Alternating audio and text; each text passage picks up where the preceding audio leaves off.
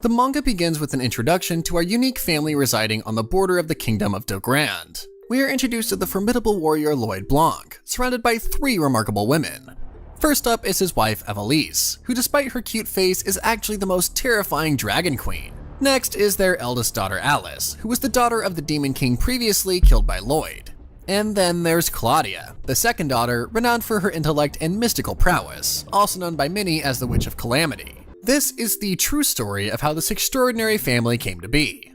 In the middle of a battlefield, a bloody demon lies on the ground, and at the center of this grim scene stands our protagonist Lloyd, his sword stained with blood pointing at the fallen foe. The demon, rather than expressing resentment or despair, is oddly impressed. He acknowledges Lloyd's power, marveling at how he was able to defeat an army of thousands. The demon, in awe, goes further to suggest that Lloyd may even become more powerful than God himself. Then, the Demon King, covered in blood and defeated, begs Lloyd to spare his life. He argues that Lloyd's purpose, the very essence that defines him, would no longer exist if he were to go through with the kill. He suggests that due to him being so powerful, others would become scared of him. They might even try to kill him.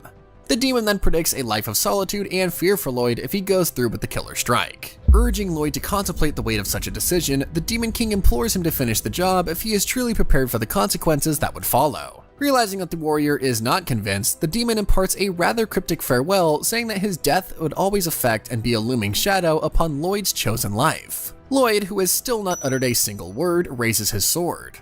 They say goodbye to each other, and our heroic protagonist kills the Demon King, putting an end to his reign. A small Alice, with tears filling her eyes, hides behind a rock. The girl has just seen her father, the Demon King, get killed. Another female demon, likely a soldier or a maid, advises her to stay hidden. Comforting the crying child, she explains that with the Demon King dead, Alice is now their last hope. Alice looks at Lloyd, who is walking away from the battlefield, and exclaims that she will kill the warrior someday. Half a year after this incident, we find Lloyd making a stylish entrance into the Dogrand Palace. As he strides through the corridors, a trail of ladies swoon over the warrior. He is being hailed as a hero. Ladies in the palace are filled with questions. Is he single? Is he not? The palace is buzzing with gossip. Lloyd, blissfully unaware of the stir he's causing, remains focused on his meeting with the king. Ignoring the fluttering hearts around him, Lloyd approaches the throne room, where the king awaits the hero. The king once again extends his congratulations to the warrior and then inquires about Lloyd's battle wounds. Lloyd affirms that his wounds have been healed, and due to the long holiday and bonuses awarded to him, he is now fully recovered. He expresses his gratitude to the king. The king then reveals to Lloyd the real reason for summoning him. A woman presents a map to both of them, and the king points towards a small area near some mountains.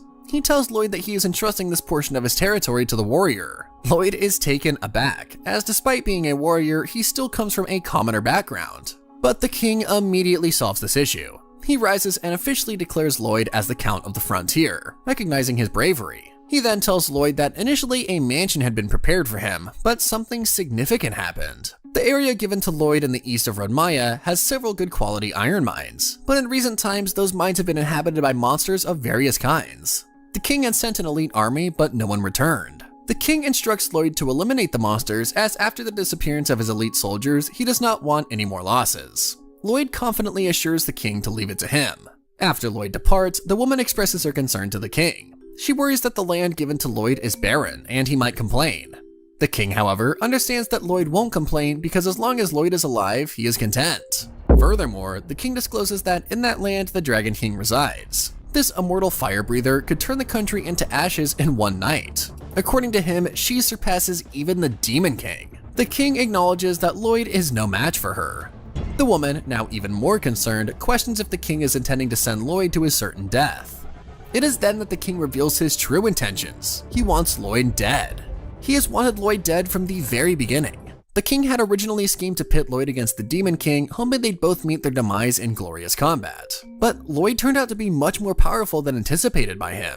The selfish ruler of this kingdom has underestimated our stoic warrior. The king justifies his actions and decisions trying to eliminate Lloyd by stating that Lloyd is too powerful. There is no need for such power in this world. If someone is powerful enough to save the world, they are just as capable to destroy it. And especially after the death of the Demon King, there is no use of a man as powerful as Lloyd. Now, the warrior's superhuman strength is more of a royal inconvenience. 1 month after being handed his certain death sentence, Lloyd is seen riding a carriage in the suburbs of Rodmaya. Lloyd is left pondering if he has become the kingdom's forgotten warrior. The land he's assigned to looks extremely barren. He is not even sure if a monster exists here or not. He had expected the king to drive him away due to him being too powerful, and he is content with that. Little does our hero know that the king's true intentions are far more sinister than that. Lloyd contemplates if his current predicament is a butterfly effect triggered by a decision from his past. We're thrown into a flashback where a young Lloyd, burdened by the loss of his parents, felt like a mere inconvenience in the world. He carried no expectations from the world, and he believed that the world had no need for him. Until one day a doctor posed a life-changing question. Did he want to participate in a body modification experiment? And at that moment, Soldier Blanc raised his hand, not out of a thirst for power or glory, but simply because he longed to be needed by someone. The operation was a success after several failed attempts on others. The doctors were confident that the king would be pleased with their work. Perhaps their work was too good, as now the king wants him dead. Having triumphed over the Demon King, Lloyd finds himself at a crossroads, questioning the meaning of life. He has fulfilled his purpose, and now once again there is no need for him.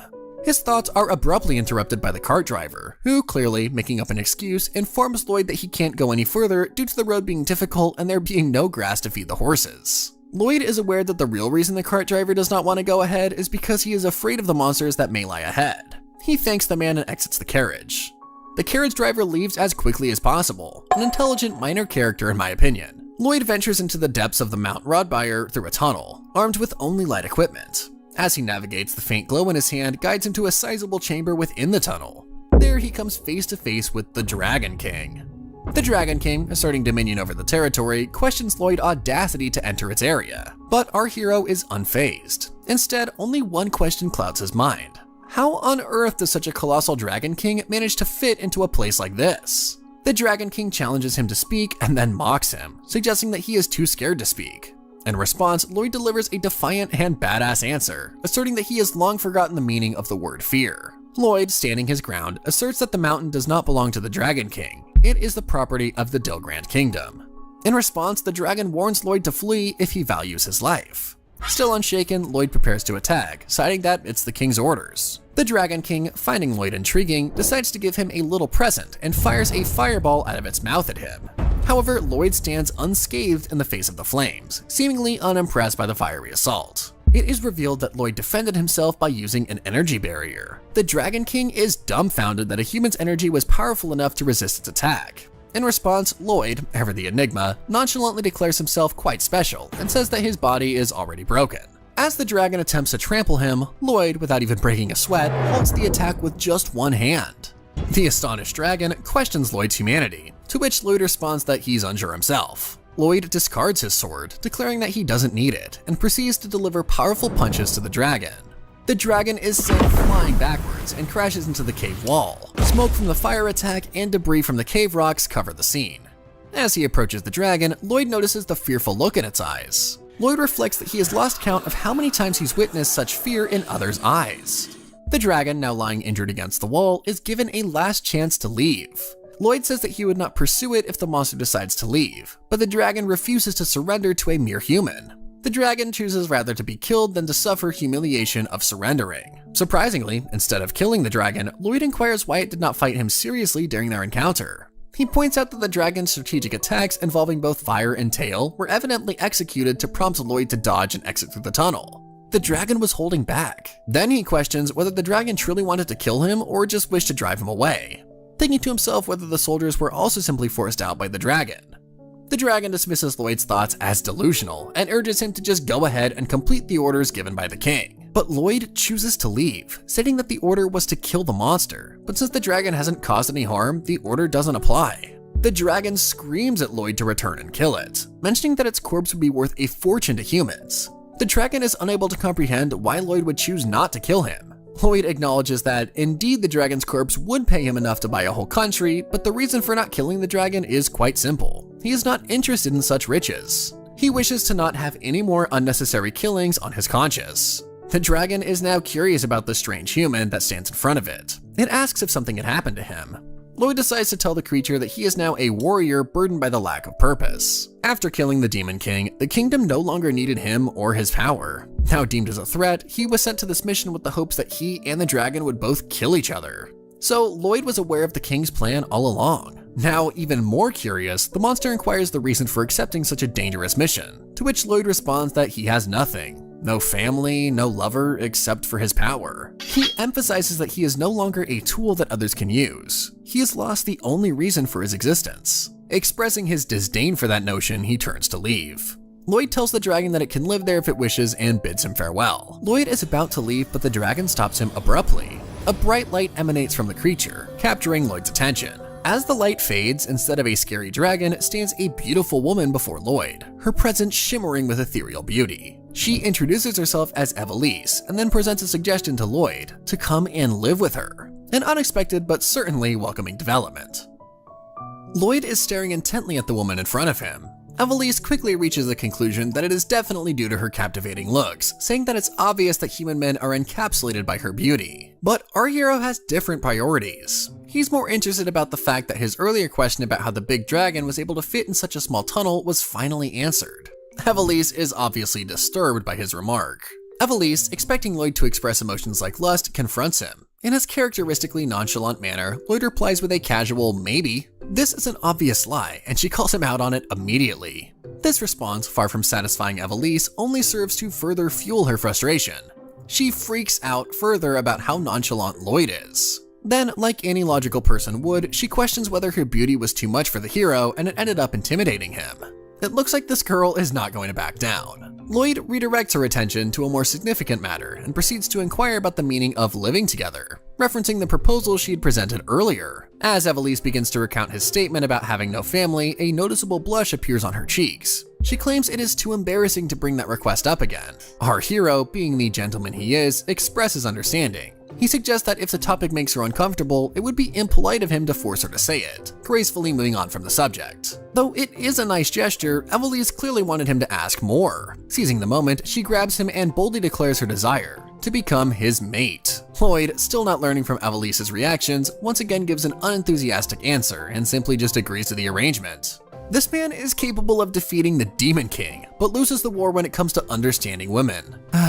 Every man ever. Evelise is taken aback by his reaction, though it shouldn't come as a surprise anymore. She tries to make sure Lloyd is aware of what exactly he's agreeing to. She even spells it out for him, and Lloyd responds that he is aware that it means becoming a husband and wife. Evelise explains that it is part of the dragon tradition for a rescued dragon to either pledge allegiance to the rescuer or to be mated to them. Lloyd still doesn't care about the reason. He states that whatever the reason, fulfilling the request is the only way for the tool, him, to be used. He suggests that there's a nearby mansion where they can live, but she insists that before making his decision, he should listen to her story. Evelise narrates that a long time ago, her kind used to inhabit this very land. One day, she discovered a human that had fainted.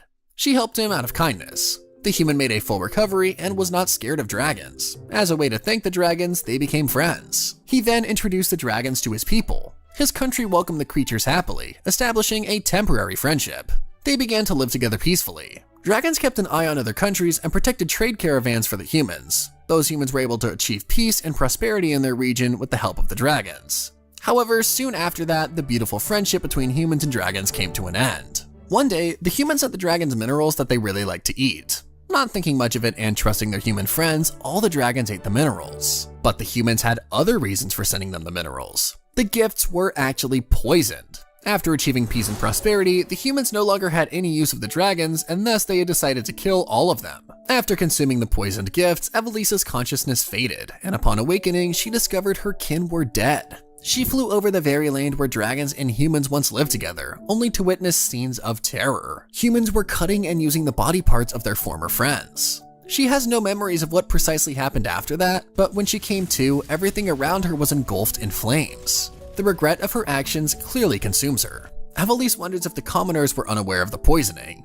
She knows that the innocent children had no part in it. The land she destroyed remained barren. Her crime was not only dooming her own kind, but she also became the reason for the death of several innocent civilians. As a result of her actions, she became known as the Cruel One. She isolated herself and pondered upon her fate. She is very similar to our hero in more ways than one. And when someone finally came that could end her and free her from this life of isolation, she decided to give in to her fate and let the man kill her. But clearly, fate had other plans as our hero chose to spare her. Evelise considers her and Lloyd to be compatriots, and if he didn't kill her, then he shall live with her. Lloyd's reply to such a tragic backstory and the poetic proposal is just a simple, okay, no problem. This man is truly helpless. Evelyn questions if he even heard her, to which he replies that fulfilling what is expected of him is his sole purpose to live. He declares that he will do whatever it takes to satisfy her, then holds her hand, calling her his wife, and us all single. Evelise, finally getting a reaction she wanted for so long, is satisfied and blushing.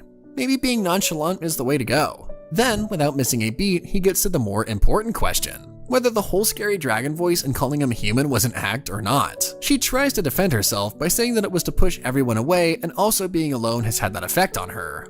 Lloyd's satisfied and says that they should go now. Then he picks her up and then takes her to the mansion nearby. While he's carrying her, Lloyd asks Evelise to choose a room. She insists on being called Eve, and then attempts to force a smile on his face with her hands. After the taxing day, Lloyd sits on his bed, contemplating the strange turn of events, from being sent to kill a monster to now having a family. He wonders if he truly deserves it or not. He's deep in thought when Eve strolls in half naked, casually asking if they can sleep together.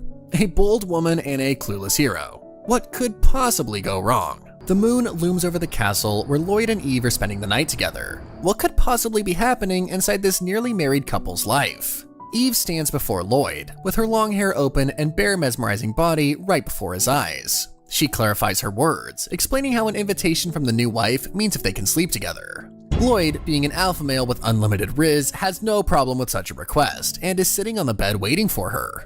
Making her way towards him, she tenderly climbs on the bed and, like a delicate butterfly, asks him to be gentle with her since it's her first time. Things are really spicing up right now. What happens next is something we shall never know, because it's morning already. Lloyd is seen washing his hair outside, near a well, and for some reason, we can hear loud banging of someone coming from nearby. Lloyd Blanc turns around and we now know who has been making the noise. It's Eve, who's been banging her head on the ground since morning. Upon inquiry of why she's doing such an act, Eve turns around and curses him with the most foul of words. Someone is pretty pissed. She screams at him for ruining her first night as a wife. They both were in the same room, on the same bed, and yet he did nothing to her. Is he even a man? Lloyd clutches his chin, and with zero clue of the context being referred to here, he exclaims how he slept like a little baby, and though the two were on the same bed, he didn't feel like it was tight at all. There is no hope for this man. She bangs her tiny fists on his chest and screams at him for not doing the deed to her. He grabs her tiny hands and asks her to explain. Forced to explain what she means, poor Eve starts blushing, and still in her black bra and underwear, she tells how she was expecting to mate with him. Giving her a confused look, he tells her how mating is usually done between couples in love. He then gives her an inquisitive look, staring directly in her eyes, and asks if she loves him. Yanking her face away from his, Eve avoids his question about love and says how she didn't know that humans were the first to fall in love and then start mating. Our protagonist isn't backing down now and tells her that it is the duty of the husband to satisfy the wife, and if she wants, they should start mating right here and right now. Alarm bells start to ring in her ears, and Eve uses her dragon wings to push herself away from Lloyd, and after keeping a safe distance from each other, she suggests that they mustn't do anything at all until they fall in love. Looks like the dragon wants to follow the laws of the humans, but only for the mating part and nothing else. Lloyd gets the idea and agrees with her, finally something he understands. Eve then flies off to prepare some food, like any other wonderful wife. Our hero finds the task of being a husband far more difficult than to fight any undefeated dragon or demon king. Wait until he gets a baby, that's when the real challenge begins. At the castle, Lloyd is presented with a huge dead chicken and some minerals. Eve tells him to eat it since it is her favorite mineral and he might love it too. Being a human, he finds it absurd but takes a bite nonetheless. And with a mouthful, tells her he can't swallow it. No kidding, Sherlock. She then takes the huge chicken and gives him a piece of it, but it's raw, to which she gives it a soft blow to eat it and instead burns the entire piece by her dragon flames. Poor Lloyd has to eat the burnt chicken piece, but surprisingly finds it delicious and offers Eve a bite as well. A few seconds of munching on the burnt chicken piece and we hear a scream from the castle. Eve is disgusted by the horrible taste and is really lost for words over how her husband is able to eat such a creation. Lloyd explains how her making this meal means a lot for him and it's the thought that counts. This man is surreal. Eve is fuming with embarrassment. Despite her making such an awful dish, he still compliments it and eats it too. She can't make such awful dishes for him in the future. It's her pride as a wife to satisfy her husband, and she must make up for it. With a bright twinkle in her eyes, Eve asks Lloyd what's missing in the dish, to which he tells her that the salt is missing from it. Wanting to make amends for the awful dish, she is adamant to go visit his shop to get seasoning and make the most perfect dish he has ever had. She looks at him with puppy dog eyes and begs him to take her to the market so they can buy some spices. After he agrees, she turns herself into a dragon and he jumps on her. And so begins their journey for the spices to make the perfect dish. They reach the city of Ian, which looks pretty decent from such a high altitude. Just some of the perks of dating or marrying a dragon. Lloyd suggests that they should land, otherwise the people would notice them and things would get a bit out of hand. Eve agrees and turns herself into a human, and the two come crashing down to the forest. This is her first time coming to a human market, and everything looks so good. Her eye catches a meat shop owned by a woman and can't control her desire. Eve grabs the large chunk of flesh and starts biting into it. This comes to the surprise of the owner, but she is more concerned about Eve not paying the amount and screams at her to pay first. Lloyd comes to the rescue in his nonchalant way and hands her the pieces of coins, apologizing for his wife's strange methods. No one has ever called her strange before, and this makes her fall into shame. Lloyd then explains to her the concept of buying before trying in this human market, where they must buy the items and then they would be allowed to try and eat it. Eve has never been to a market before, and soon understands this rule. She also coaxes him to explore the marketplace before they get the seasoning. Lloyd agrees to that request. They visit a clothing shop where Eve tries on different clothes for Lloyd to see and judge, but he pretty much gives her the same answer for every dress. She throws a tantrum and in the end decides not to buy any. Lloyd is surprised she isn't buying any, but she explains how her clothes are made of energy and all she has to do is memorize and recreate the same clothes later. She is such a smarty pants. However, Lloyd doesn't call her a smarty pants. Instead, he calls her stingy, but is quick to take his words back when she pulls his cheeks and forces him to call her thrifty. After shopping and getting the items they needed, the two sit together to chow down on some fine dining cuisine. She also plans to learn a thing or two about them as well. A well-grilled chicken is presented forward to them, and upon the first bite, Eve is sent to 7th heaven. The spices, the seasoning, all of which come together so perfectly, she literally starts drooling. Whereas our protagonist has the same expression on his face as when he had tried Eve's burnt chicken and even called it delicious. This man has no cure. Despite loving the dish, Eve doesn't know how to recreate the same dish. It would be a difficult task for her to master. She looks over her table and sees a couple laughing and the girl feeding the man food, to which she calls love spice. Like a toddler picking up on a bad habit, Eve picks up the fork and tries to feed Lloyd as well. In other words, she's adding the love spice. He stares at her, dead in the eye, and declines her offer, saying that he can feed himself. This situation has become very awkward, and Eve bangs her head on the table as she really thought that she had the chance in adding that love spice, huh? She now feels worthless. Her assumption about them being a couple in love is wrong. They are only a couple in name and have no love at all.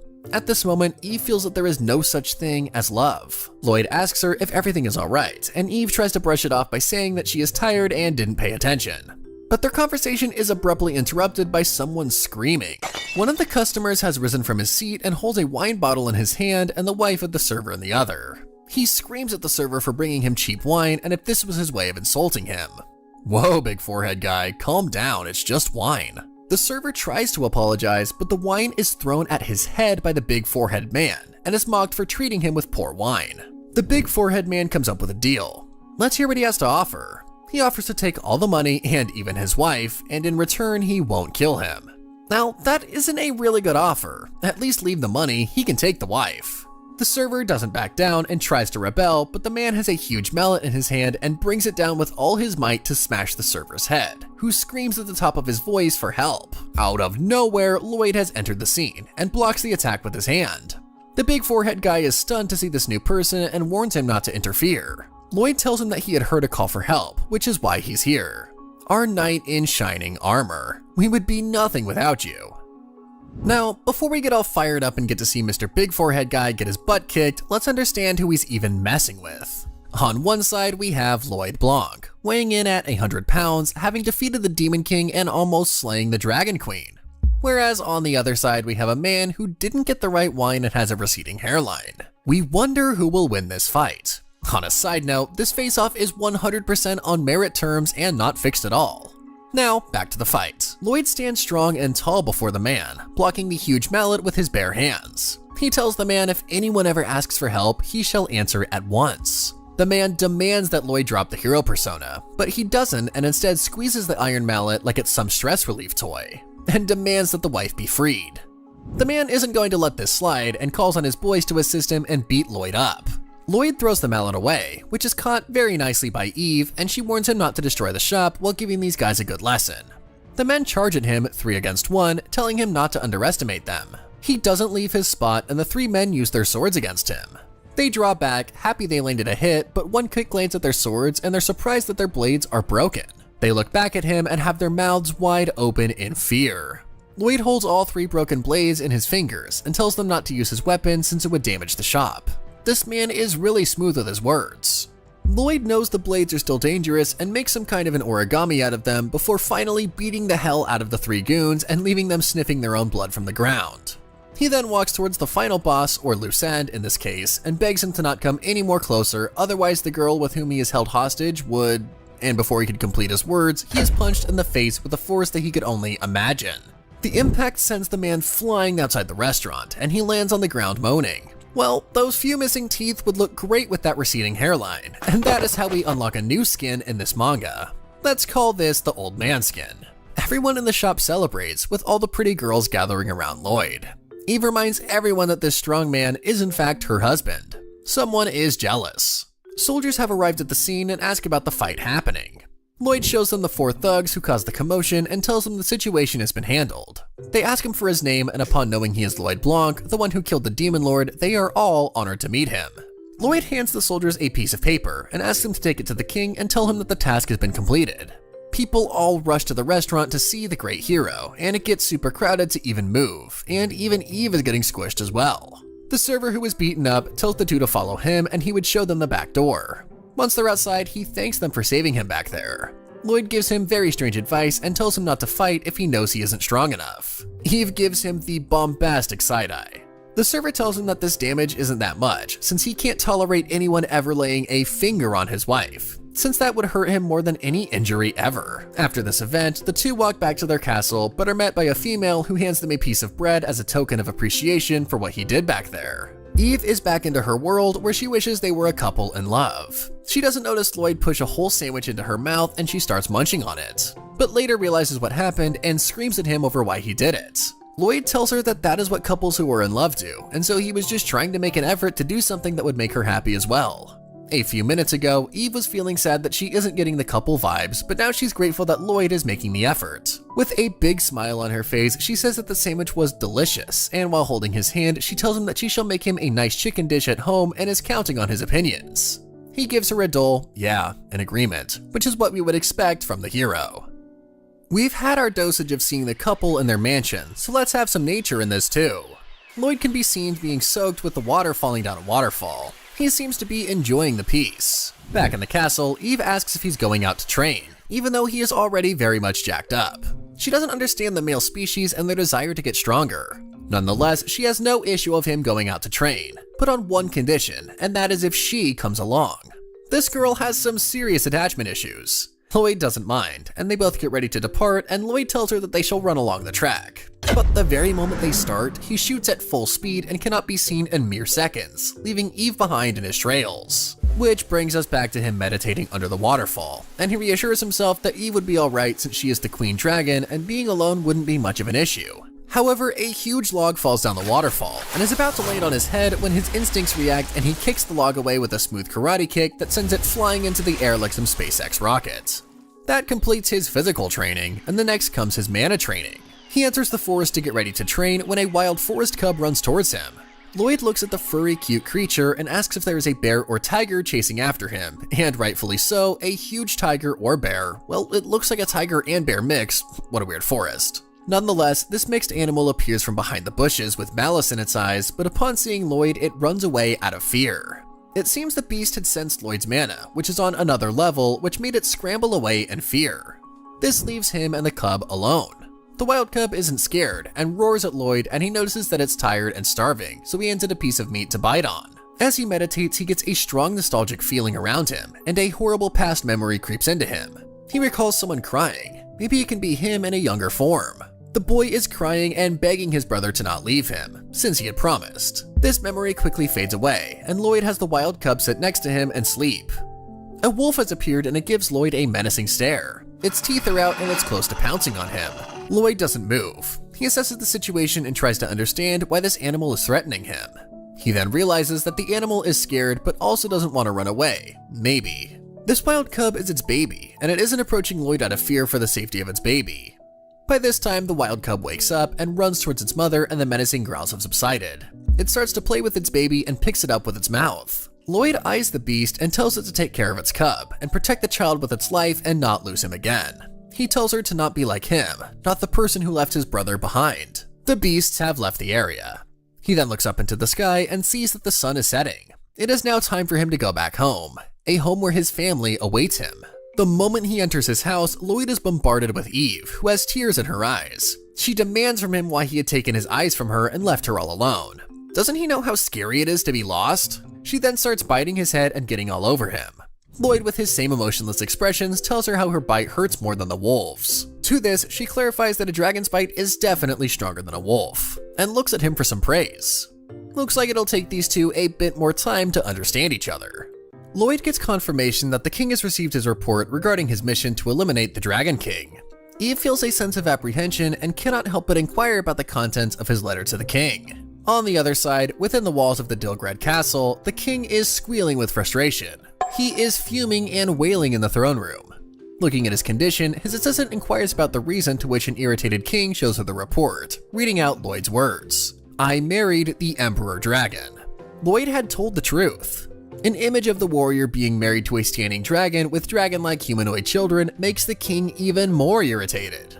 The king is unable to understand why the warrior would choose to marry a creature that he was sent to kill. Contrary to the king's reaction, the assistant finds it quite romantic, stating that it sounds like something straight out of a fairy tale. The king, on the other hand, has reached the conclusion that their marriage is just a joke, and in reality, the warrior and the dragon are plotting something against him.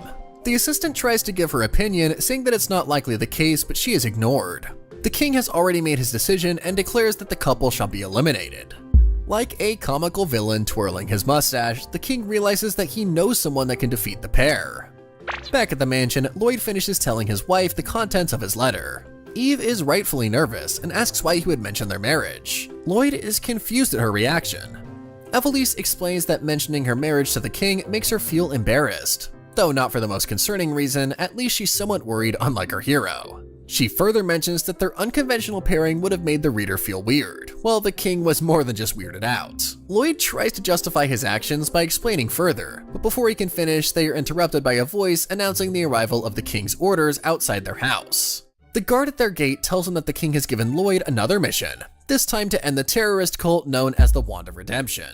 After giving Lloyd his new mission and papers containing information regarding their target, the guard then leaves. The couple is left wondering about their new target. Lloyd, reading the information that was provided, learns that the cult consists of people that are obsessed with mana.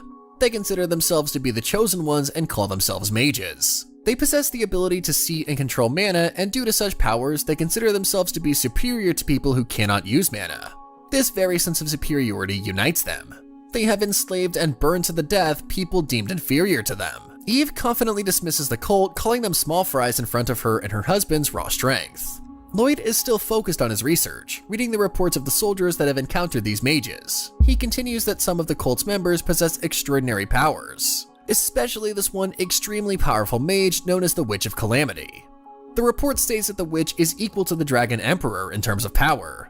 Eve is clearly bothered by this, taking her anger out on her husband. She begins pulling his cheeks, asserting how dare they put her and this witch in the same category. She is further insisting that the one writing the report does not know enough about her to make such statements.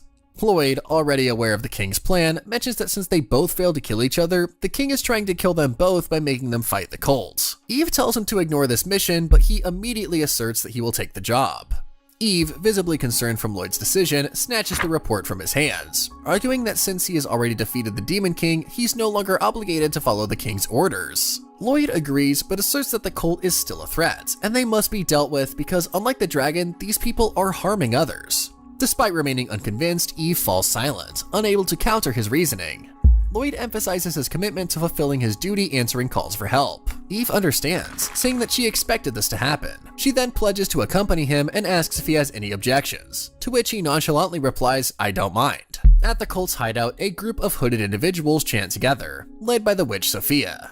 She, standing on the stage, urges the mana to guide them. Meanwhile, Lloyd is seen riding his wife. As they approach their destination, he instructs her to descend.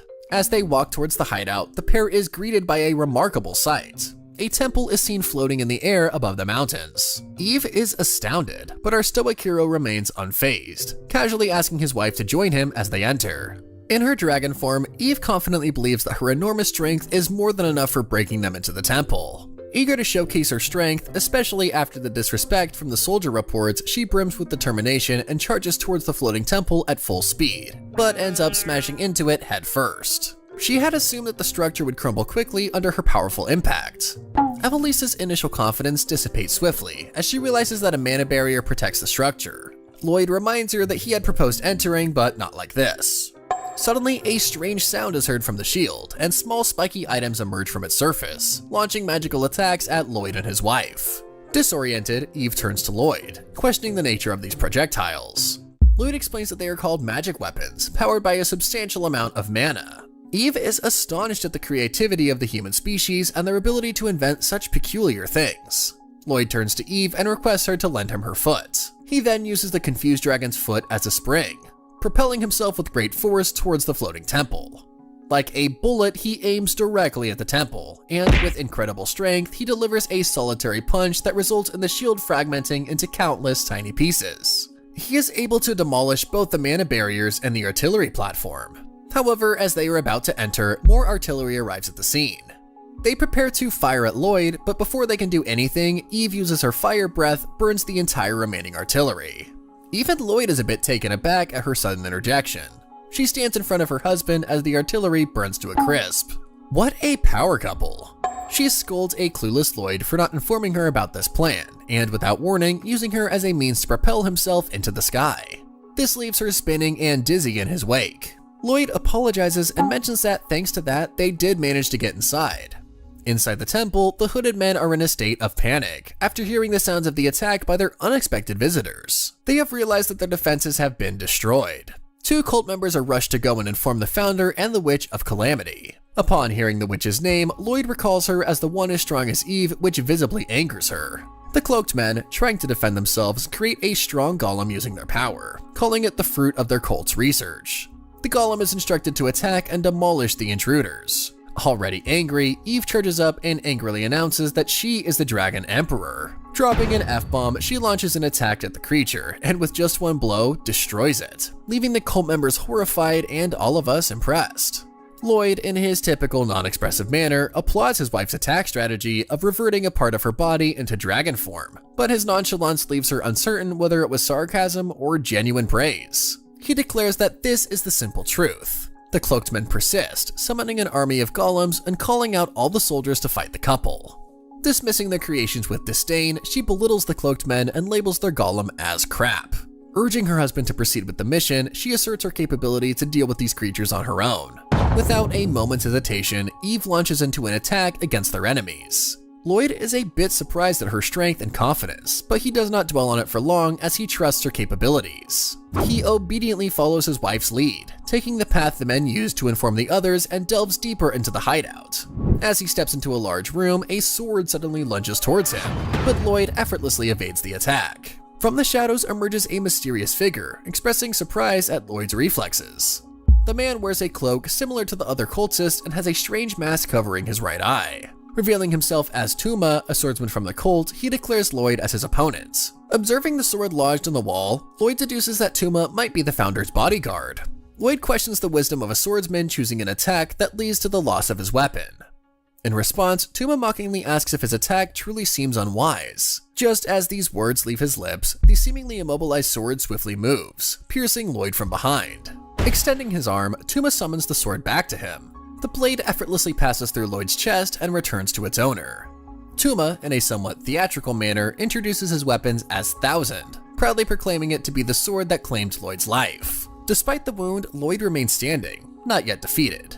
He cleverly deduces that the sword is a magical weapon, harnessing the power of mana. Tuma, equally perceptive, acknowledges Lloyd's resilience and speculates from the mere fact of him reaching this far inside the temple that Lloyd must also be proficient in manipulating mana. The air in the room crackles with tension. He asks Lloyd how he can possess such an ability to wield mana and still oppose the cult's teaching. Tuma asserts that those with the power to control mana are inherently superior to those without it. He declares that this is the simple truth. A sinister smile creeps across his face as he removes his mask, revealing a scary mark etched on his face around his eye. Lloyd, observant, notices the mark and questions if it's a consequence of mana poisoning. Tuma dismisses this description as lame and instead dubs it as a sacred mark, which only appears on the people blessed with the ability to use mana. He raises his voice, proclaiming the supremacy of mana as the ultimate form of energy. According to Tuma, mana grants individuals the power to enhance, transform, heal, and destroy. He further explains how the mark he had was the cause of others to discriminate against him. The inferior ones in his eyes were treating him as inferior. The discrimination that was faced by the mana users is enough to give them a right to take revenge and establish dominance over those without mana. Pointing his sword menacingly at Lloyd's chest, he addresses him as a fellow mana user, offering an ultimatum: join them or face death. Lloyd, growing weary of Tuma's incessant talking, in an indifferent demeanor asks if Tuma is finished. Tuma is taken aback by Lloyd's nonchalant response. Lloyd goes on to assert that he doesn't care about their beliefs as it has nothing to do with him. Confused by Lloyd's dismissive attitude, Tuma, after a moment of hesitation, defiantly declares that then Lloyd will die. He swiftly launches a fierce attack on Lloyd. From his sword, several swords come shooting towards Lloyd, who declare it a waste of time and start slowly walking towards Tuma. The swords make contact with his body, yet he persists in his stride. Tuma mistakenly assumes that Lloyd has accepted his impending demise, but he is caught off guard when Lloyd suddenly accelerates, rushing towards him. In a surprising turn of events, Lloyd seizes Tuma by his clothes. He is bewildered to find that Lloyd is unharmed. Lloyd calmly clarifies that he was aware of Tuma's strategy to hinder him by embedding swords in his body. Therefore, he purposefully ran through the barrage of swords at once, relying on his healing abilities to swiftly recover. Tuma is confused by this display of magic. Lloyd's wounds are healing at an astonishing rate, leaving Tuma even more perplexed. Lloyd explains that he can absorb an infinite amount of mana and begins to power up. He further says that he is different from Tuma, pointing out that Tuma's body can only accommodate a limited amount of mana, thus he has a scar from mana poisoning. Tuma, in awe of Lloyd's extraordinary abilities, expresses admiration, deeming him magnificent. However, Lloyd, having reached his limit with Tuma's antics, abruptly ends the discussion with a forceful punch that sends Tuma hurtling through a wall at the opposite end of the room.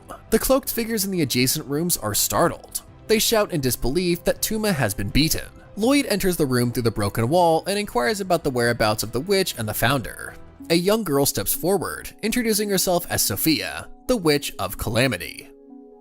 Lloyd is a bit surprised by the fact that Sophia appears to be nothing more than a little girl.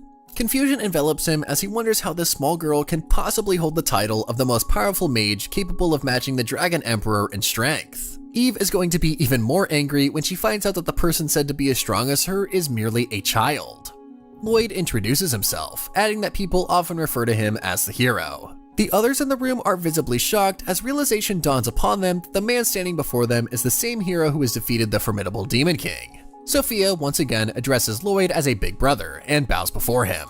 Delighted to meet him, she expresses her joy, and Lloyd, though sharing the sentiment, responds in his usual nonchalant manner. In the midst of this exchange, one of the cloaked individuals asks why the hero is here, prompting Lloyd to unfurl the message from the king before them.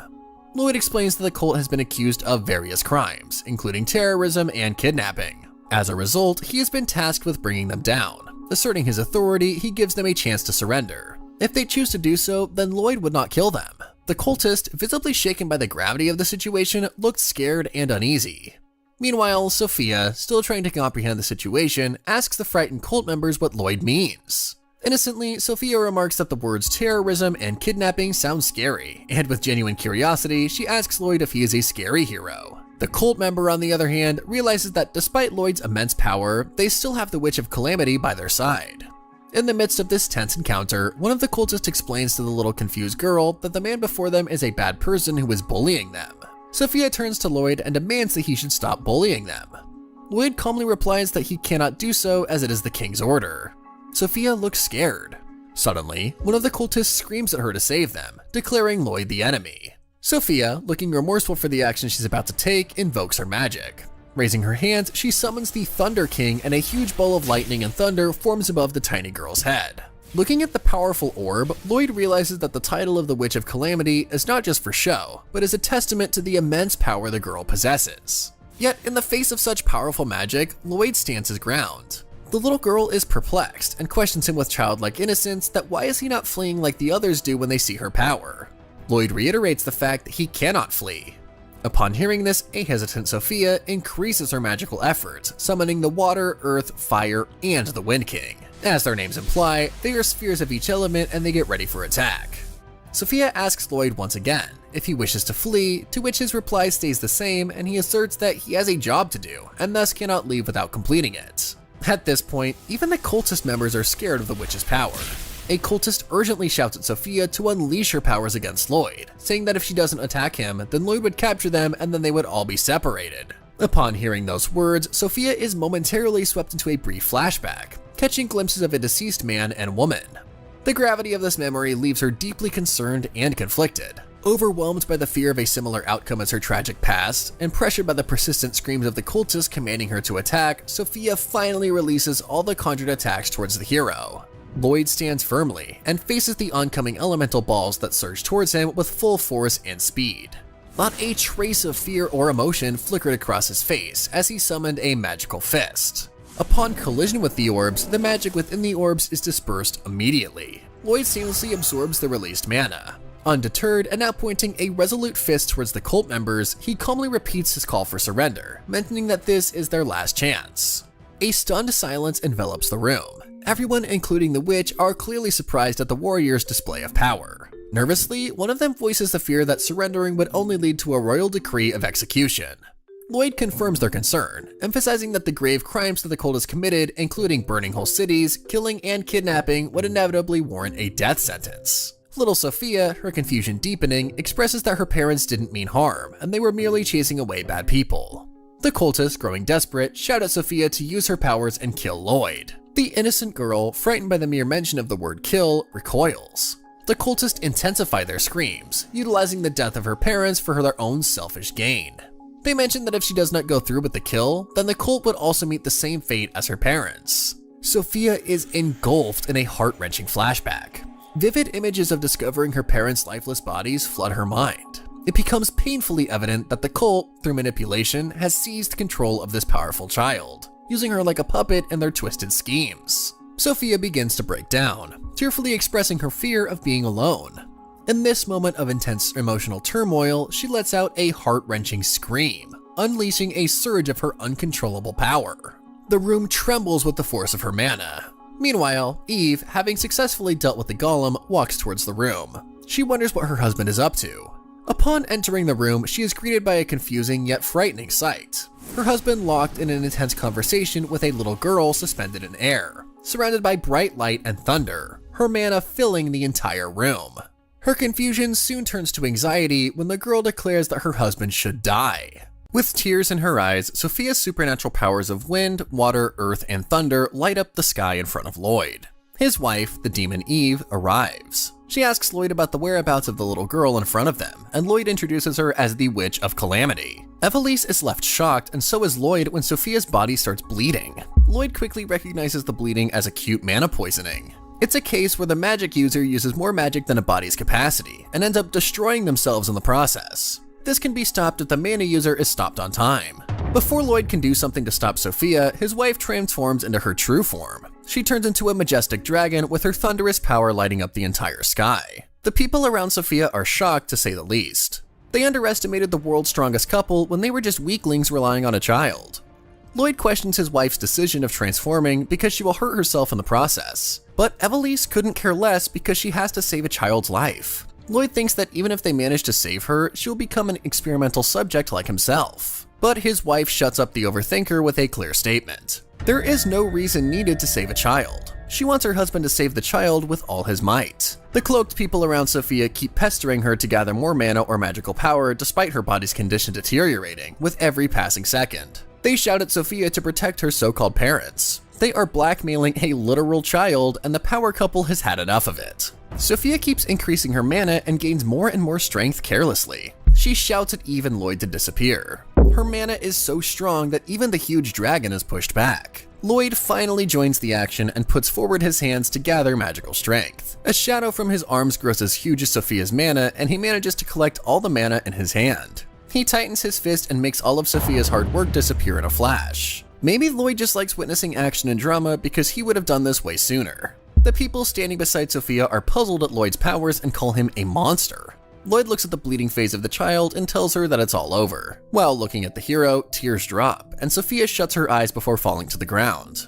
Evelise manages to catch her just in time and gets worried about her wounds, but Lloyd reassures her. He turns to the couple, who are apparently Sophia's parents, and questions them. They switch sides in a split second and start acting like pitiful people who were persecuted because of the magic scars on their faces. Lloyd takes no time in exposing their lies and removing their fake marks. They use the scars to trick their followers, hide their crimes, and exploit their daughter too. The couple switches sides once again and shouts at the half-awake Sophia to get up and kill Lloyd and Evelise. Evelise is puzzled by the stupidity of the couple who are willing to kill their daughter for their own safety. Sophia picks up her tired hands and tries to gather mana once again, but Lloyd stops her this time. He holds her tired, bleeding hands and realizes that the child is just like him, a mere disposable tool for people. What Lloyd does next shocks everyone. He announces that Sophia will be his daughter from now on. He also threatens her parents to not complain if they don't want to die. But surprisingly, they take no time in disowning and handing over the daughter to Lloyd. They want Lloyd to let them go in return. However, they also reveal the harsh truth that Sophia is not their real daughter. They heard about her magical capabilities and killed her parents to kidnap her. But now, they have had enough of the monster in the shape of a child. Now, Evelise is pissed off and it's her turn to trick the parents. She tells them that she will let them go in return for Sophia, but in the midst of their celebration, she attacks them with extreme anger. She manages to trap the parents just in time. Lloyd also has a plan to protect Sophia from the punishment by the government. He uses his power to destroy the entire area where the fight happened. Evelise is shocked and impressed at Lloyd's crude yet cool plan. At the mansion, also known as Lloyd's residence, Sophia is experiencing a nightmare on her comfortable bed. The past day's events are haunting her as she wakes up with tears in her eyes. She wakes up and looks around to find Evelise, her new mother, lying beside her. She is surprised, but Lloyd knocks on the door before she could speak anything. He is munching on a piece of meat and assumes that Sophia must have recovered from the poisoning. He tells Sophia that she is at her home. That is when a very emotional Evelise wakes up and starts crying while hugging Sophia tightly.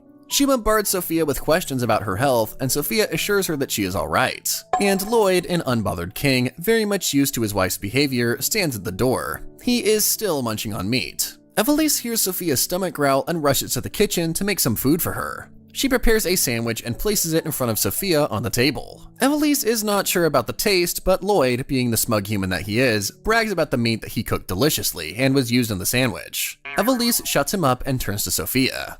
Sophia takes a bite and finds the food delicious. Her eyes light up and she goes on to tell Evelise that her fake mama and papa always fed her cold leftovers. The food she is eating now is warm and delicious. Evelise starts crying and hugging Sophia yet again, while Lloyd stands unbothered in the background.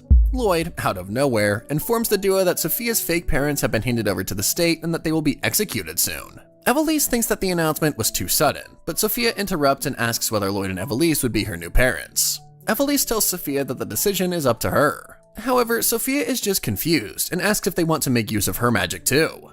Evelise sits by her side patiently and begins explaining Sophia's adoption, even though it is quite difficult to do so. Evelise herself had an extremely painful childhood and tells Sophia that children are beings that should be protected. As for Lloyd, he says that his reason is because Eve, aka Evelise, asked him to do so. His wife is shocked at the man's non-empathetic nature. Well, the man has his reasons, but he is just unable to interpret them into words. The silly little husband-wife banter continues until Sophia interrupts. She thinks that her new parents will be targeted just like her old ones, but they reassure the little girl that she needs not to worry about that. Sophia tears up once again. The poor child is experiencing warmth, love, and reassurance for the first time in her life. Her new parents just do not stop there, because it is their time to shine and flex. The duo poses together, and Lloyd says that no one can kill them. Eve quickly adds that they are invincible because they are the strongest couple. Sophia cries uncontrollably as Eve announces that she and Lloyd will be Sophia's new mama and papa. However, Sophia says that both her parents are dead already. Lloyd gets emotional too as he is seen crying for the first time ever. He goes ahead to tell Sophia that he will protect her and wraps his daughter into a warm hug. Eve is shocked at the sudden warm and considerate behavior, but Lloyd tells her that it's better this way. Sophia continues to cry her heart out and Lloyd and Eve let her do so. She needs to wash out the pain, and she can cry as much as she wants to with her new parents and in her new home. A place that she can actually call her own and somewhere she can belong to. Sophia is about to have a supposedly peaceful sleep after a long time, or maybe for the first time in her entire life. Lloyd and Eve take her around the mansions and tell her that there are a lot of vacant rooms around, and she can choose whichever room she likes. Sophia chooses a room and puts the lady down on the bed as her parents leave. She tries to fall asleep, but she finds the room very large and lonely for herself. Cut to the next scene, the sun has risen and it is breakfast time at the Lloyd mansion. Eve goes out to catch an animal that looks somewhat like a wild chicken to prepare some meat for breakfast. Lloyd can endure hardships and he mostly eats whatever Eve cooks. That is why she was fine with feeding him burnt or raw meat, but she wants to cook a decent meal before Sophia wakes up. That is when she hears some sounds from the room indicating that Lloyd is awake. Eve asks him to be the tester for her meat. However, she is left a little surprised when she sees Sophia snuggled up on Lloyd's bed. Eve asks him why Sophia was there, but Lloyd has no answer because he has no idea when the little girl came to his room. She was actually there when he woke up. The conversation wakes up Sophia, who rises to say good morning to her parents. Eve, curious as ever, wastes no time in asking Sophia whether she was sleeping in another room. Sophia begins by explaining that she was alone and that her room was very spacious and came to a stop, unable to find more words. However, Lloyd sums it up for her, saying that she was just afraid to sleep alone. Sophia looks embarrassed, but Eve, finally having understood the little girl, gives her a warm hug. She says that she should not feel embarrassed in front of her parents. She quickly side-eyes Lloyd too, because Sophia came to him when she was afraid instead of going to her. I mean, anyone would feel offended when a child prefers someone else's love over theirs. But Eve, it is not that deep. Dismissing other thoughts, she hugs Sophia tighter and tells her that she should come up to Mama the next time she's scared. Mama is warmer and gentler, and she will give her lots of pats and brush her hair too. Sophia understands and she tries calling Eve Mama, but stops midway and calls Eve Oni-san instead. Sophia, slightly embarrassed, leaves right away to wash her face. Lloyd and Eve are not sure why, but they are a bit annoyed by the fact that Sophia can't call them Mama and Papa. Eve, ever the expressive one, starts rolling around on the bed in annoyance. But she clearly feels like she forgot something. Oh yes, Eve forgot the meat she put up to cook, and so their breakfast is undoubtedly charred by now. Lloyd, pretty much used to the burnt food, begins eating without questioning. However, Sophia hesitates a bit, so Eve offers to bring something from the town in a state of panic.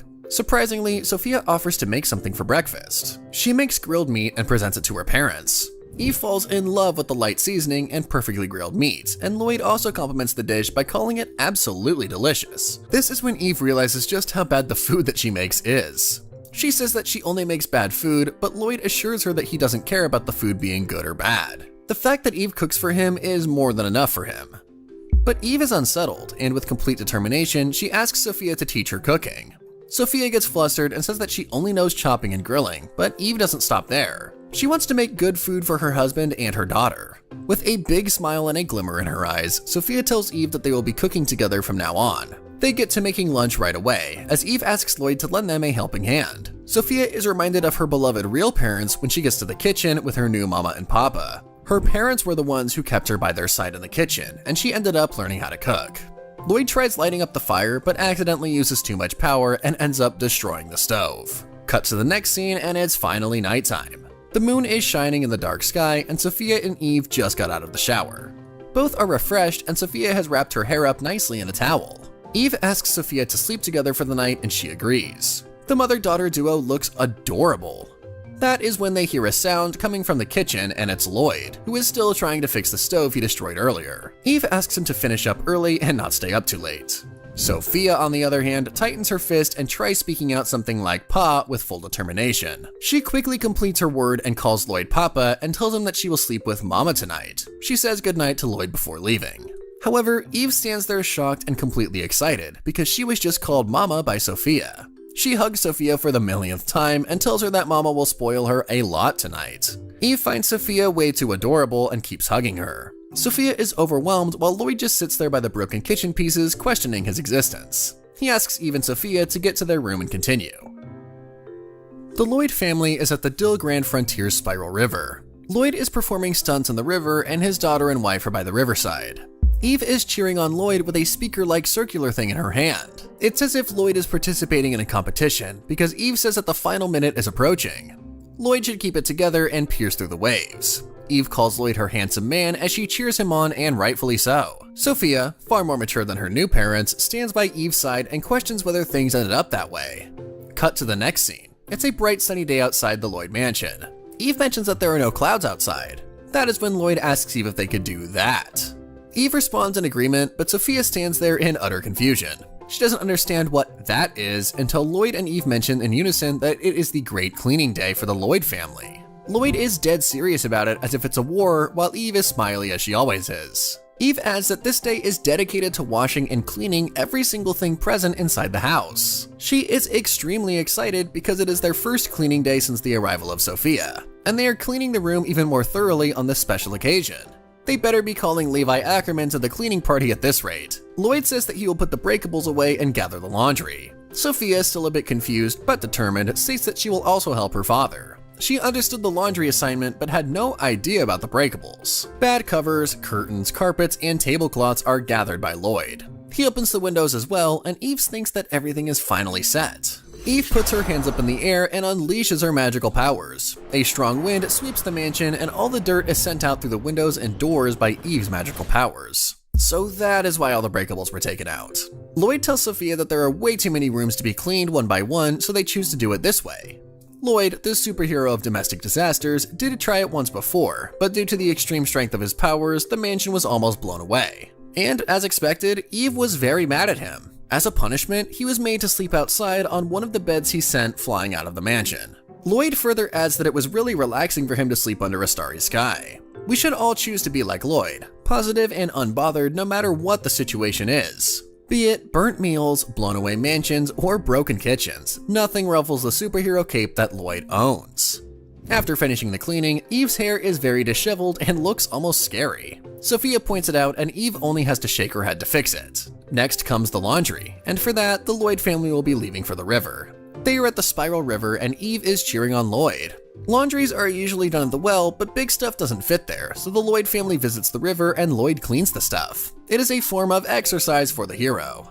When the laundry is done, even Sophia visits the hot spring to clean up, while Lloyd continues his exercise. Eve feels a bit unsure, so while enjoying the hot spring, she asks Sophia if she's having a good time. Eve knows that they are not exactly what a normal family is, but she quickly dismisses the thought and changes the topic. It is nighttime, and the Great Cleaning Day is finally over. Eve, in her dragon form, is taking her husband and daughter home under the starry sky. Sophia looks a bit zoned out, so Lloyd asks if she's alright. Sophia assures him that she is alright and points at the bright stars. Lloyd, still not over the night he spent outside the mansion, mentions that the sky is pretty much similar to that night. Eve, slightly embarrassed, confirms the incident.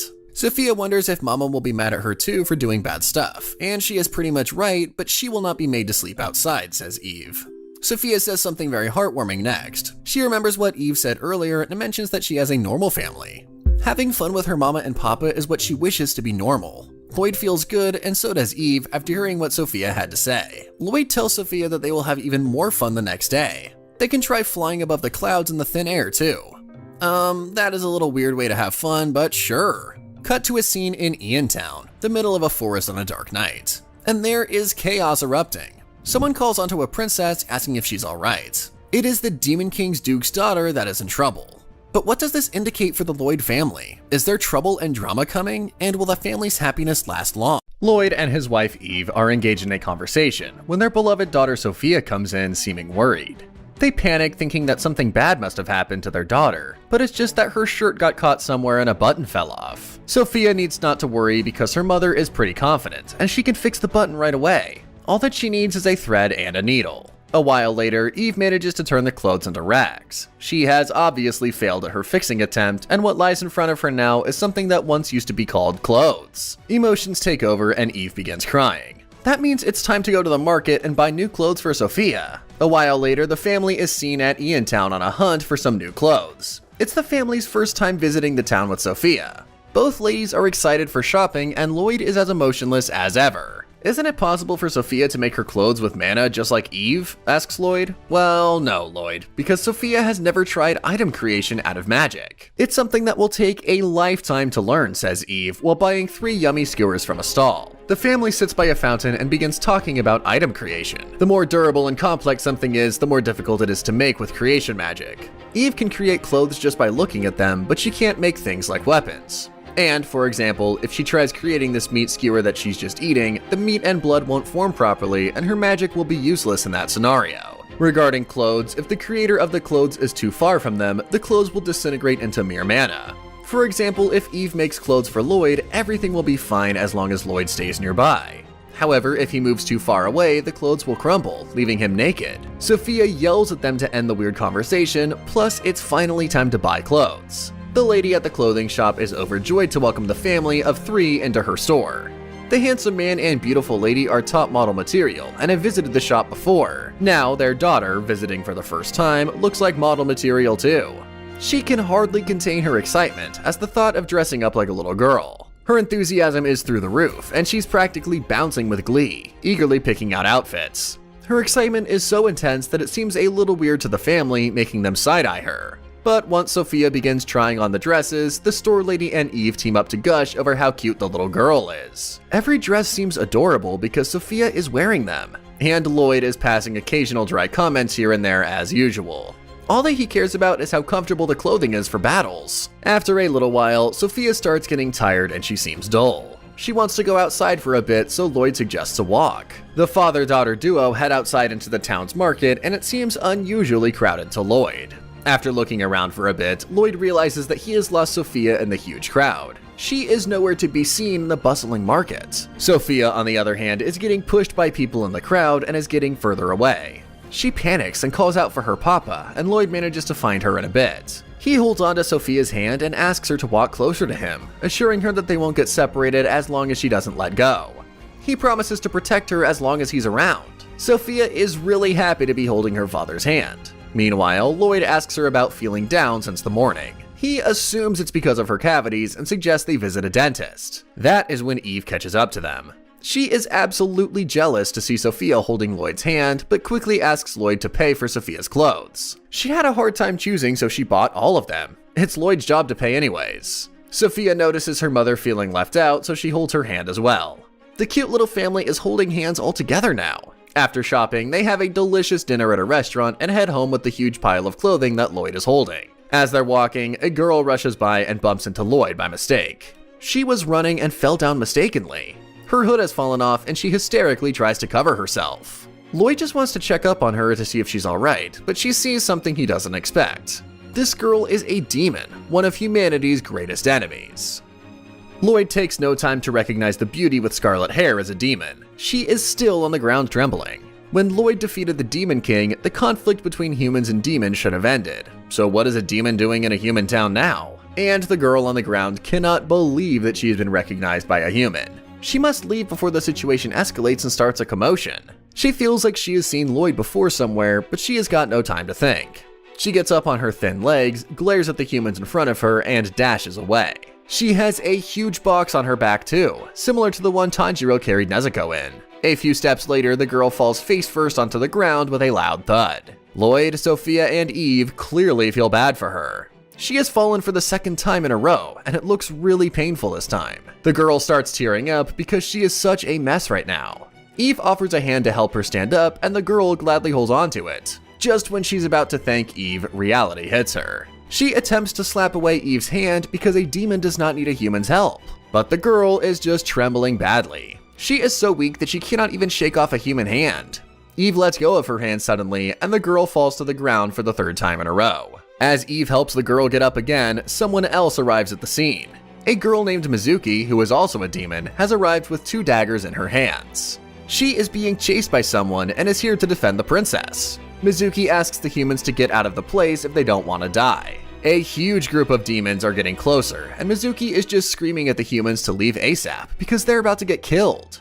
This situation is not something that can be taken lightly. A demon named Fane, wearing a suit with a serpent on his back, is the one leading the group of demons that are chasing 2 girls. Apparently, the scarlet-haired girl is Princess Alice, and Mizuki is her guard.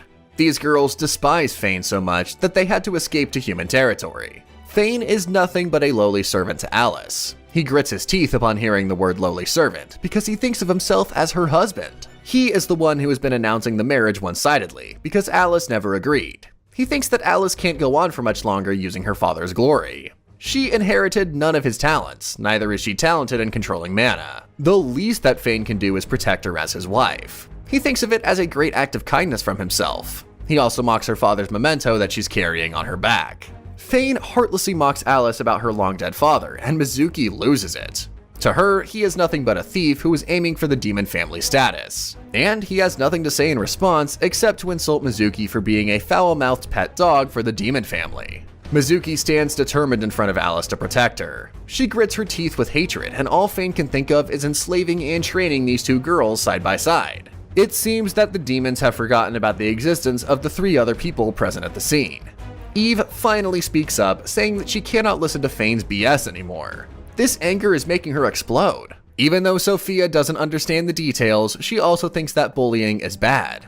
Fane dismisses them and tells his minions to kill the idiotic humans off. It doesn't take Eve and Sophia much effort to exterminate the minions. Well, oh well, Fane was surely mistaken, because he's not dealing with humans here. He's got a dragon, a special human, and a mage versus him. Lloyd also speaks up. He actually doesn't care if the demons have an internal fight or whatever, but they're getting the people of Iantown involved. So he hopes that Fane is prepared for battle. Fane, with the forces he has currently, realizes that it's hard to kill these people without causing a scene and grabbing attention, so he decides to retreat. He doesn't know who these people are, but he will make sure that they regret getting in his way. Alice and Mizuki are amazed that Fane retreated. They quickly realize that these are not ordinary people, so Alice decides that she will bestow them the right to protect her. However, the Lloyd family, except Sophia, doesn't seem particularly amused by the offer. The tone of bossiness in Alice's words doesn't sit right with the Lloyd family. After sorting out the commotion, they seem really uninterested and prepare to take their leave with the huge pile of clothes. Turns out their shopping day is a lot longer than expected. The beauty cannot believe that their protection request has been rejected, and she calls for the Lloyd family to come back to her. A bit later, Eve is seen squeezing Alice's cheeks. Alice pleads with Eve to stop, but Eve just grins and continues, saying she wants to see the mouth that's bossing her family around. Mizuki tries to intervene but fails. Alice explains that she comes from a pretty distinguished family, but Eve doesn't seem to care. After all, humans and demons are supposed to be enemies, so helping the enemy isn't exactly normal. Lloyd, however, is unfazed. He points out that the war between humans and demons ended anyway, and it doesn't seem like the demons are targeting humans anymore. Finally, Eve releases Alice's cheek and listens to Lloyd. Alice then asks the family if they're willing to help her. Eve tells her to ask for help properly since she comes from such an honorable, distinguished family anyways. And here comes the formalities. Alice introduces herself and her follower Mizuki. She explains that her father has died, and since his death, a subordinate named Fane has been targeting them. Therefore, she is in desperate need of someone that will lend her their strength. Lloyd seems uninterested, and that angers Alice low-key. Eve explains that her husband is a bit stuck up, but they have accepted her request anyways. She introduces herself as the Emperor Dragon Evelise. Her husband is the human Lloyd, and her daughter is Magician Sophia. The information is a bit overwhelming for 2 demon girls, but they try to wrap their heads around it anyways. Alright, time to fly back home. Eve turns into a dragon, and the 4 people ride on her back. Swishing through the cold night sky, they finally reach home after passing over a desert. Alice is shaking and trembling once they arrive home because the speed of the ride has certainly overwhelmed her. Eve asks Lloyd to carry her inside the house, and he agrees. He taps on the box that Alice has been carrying as her backpack the entire time.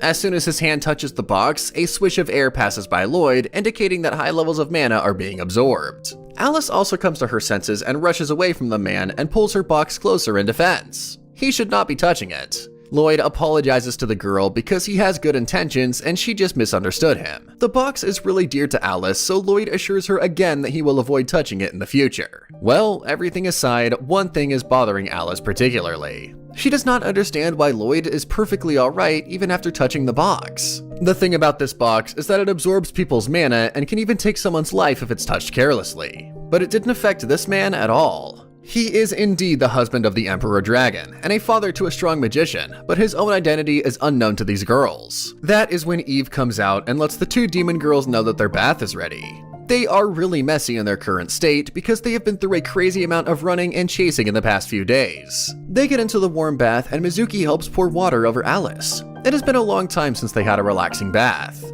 Alice is worried for Mizuki because her body is full of wounds. Mizuki quickly starts explaining that it is all because of how weak she is as a fighter.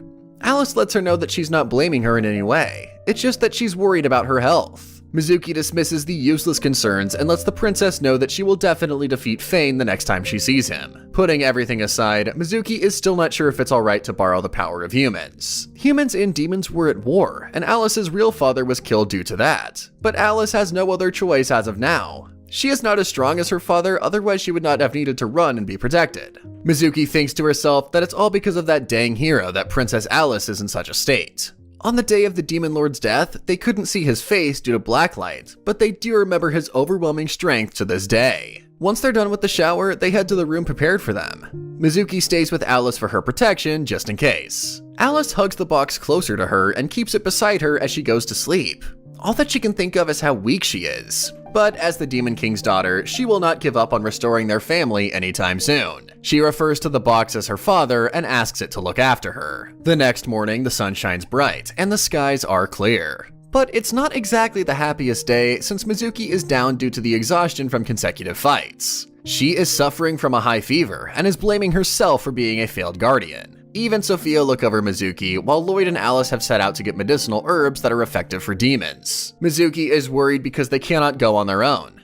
Eve thinks that she's worried about that snake guy's attack, and that is indeed true. But Mizuki is more worried about Alice's appeal. She's worried that Lloyd will not be able to resist her and they will end up crossing the line. Eve turns blank and asks Alice not to worry, because that fool has never ever laid a hand on his own wife. Alice cannot possibly make her husband falter. Alice and Lloyd, on the other hand, are fighting for their lives in the medicinal herb hunt. Alice is about to fall off a cliff and the rocks erode one by one. Lloyd holds on to her to prevent her from falling. After finally getting her to safety, Lloyd tells the girl not to push herself too hard. He can send her home if she's tired, but Alice doesn't want to go away, since she's the only one who can't recognize the herb. Lloyd suggests he can just tear off the whole cliff and take it home to search for the herb. But Alice yells at him, thinking about destroying the environment as he pleases. It's going to take some time to find the herb while climbing, so they might not be able to make it before the night falls. Alice understands but still agrees to carry on the search. After hours of climbing, the sun is about to set and they haven't found a single herb yet. Lloyd thinks it's time to retreat, but Alice doesn't agree. Mizuki has to be treated as soon as possible.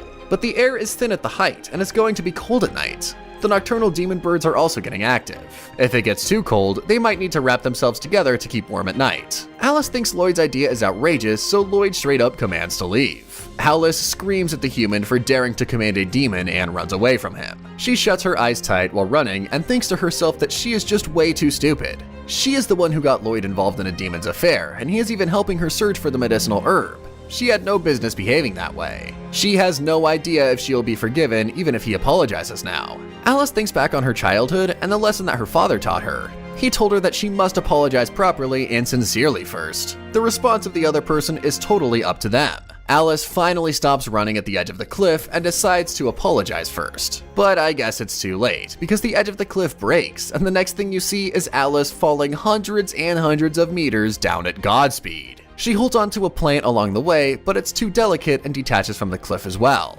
The moment Alice thinks she's about to die, Lloyd, the knight in shining armor, comes to the rescue. He asks Alice to hold tight because he will protect her even if they fall at great speed.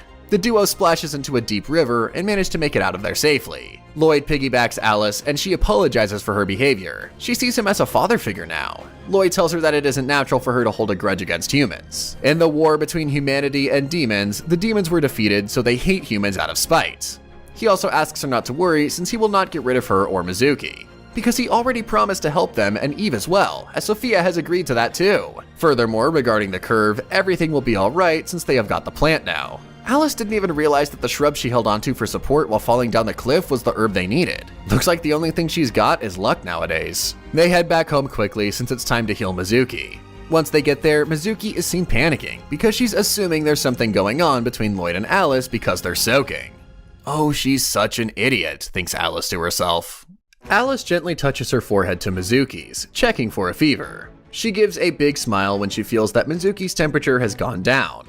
Looks like the herb worked. This happy news lifts everyone's spirits, almost like the sun breaking through the clouds after a rainy day. However, Lloyd notices that Mizuki's face is still a bit red. The kind-hearted demon follower insists that she's fine and apologizes for any trouble she might have caused. Alice feels a huge relief seeing Mizuki getting better, remembering how hard it was when she lost her father. She thinks that maybe she should keep a stash of the magic herbs just in case. Meanwhile, Eve, spotting a chance for some fun, suggests that they should all go out celebrating Mizuki's comeback. Sophia looks a bit lost, wondering what going out even means. Quick on her feet, Eve dreams up a plan for a picnic in a peaceful forest. She's been watching too many adventure movies and decides that today she's going to be a mountain girl. The idea of escaping to the woods for a day with nothing but snacks and good company brings a smile to everyone's face. As the group approaches the forest, it looks less like the peaceful picnic spot they imagined, and more like a scene from a survival reality show. Eve, however, isn't scared at all.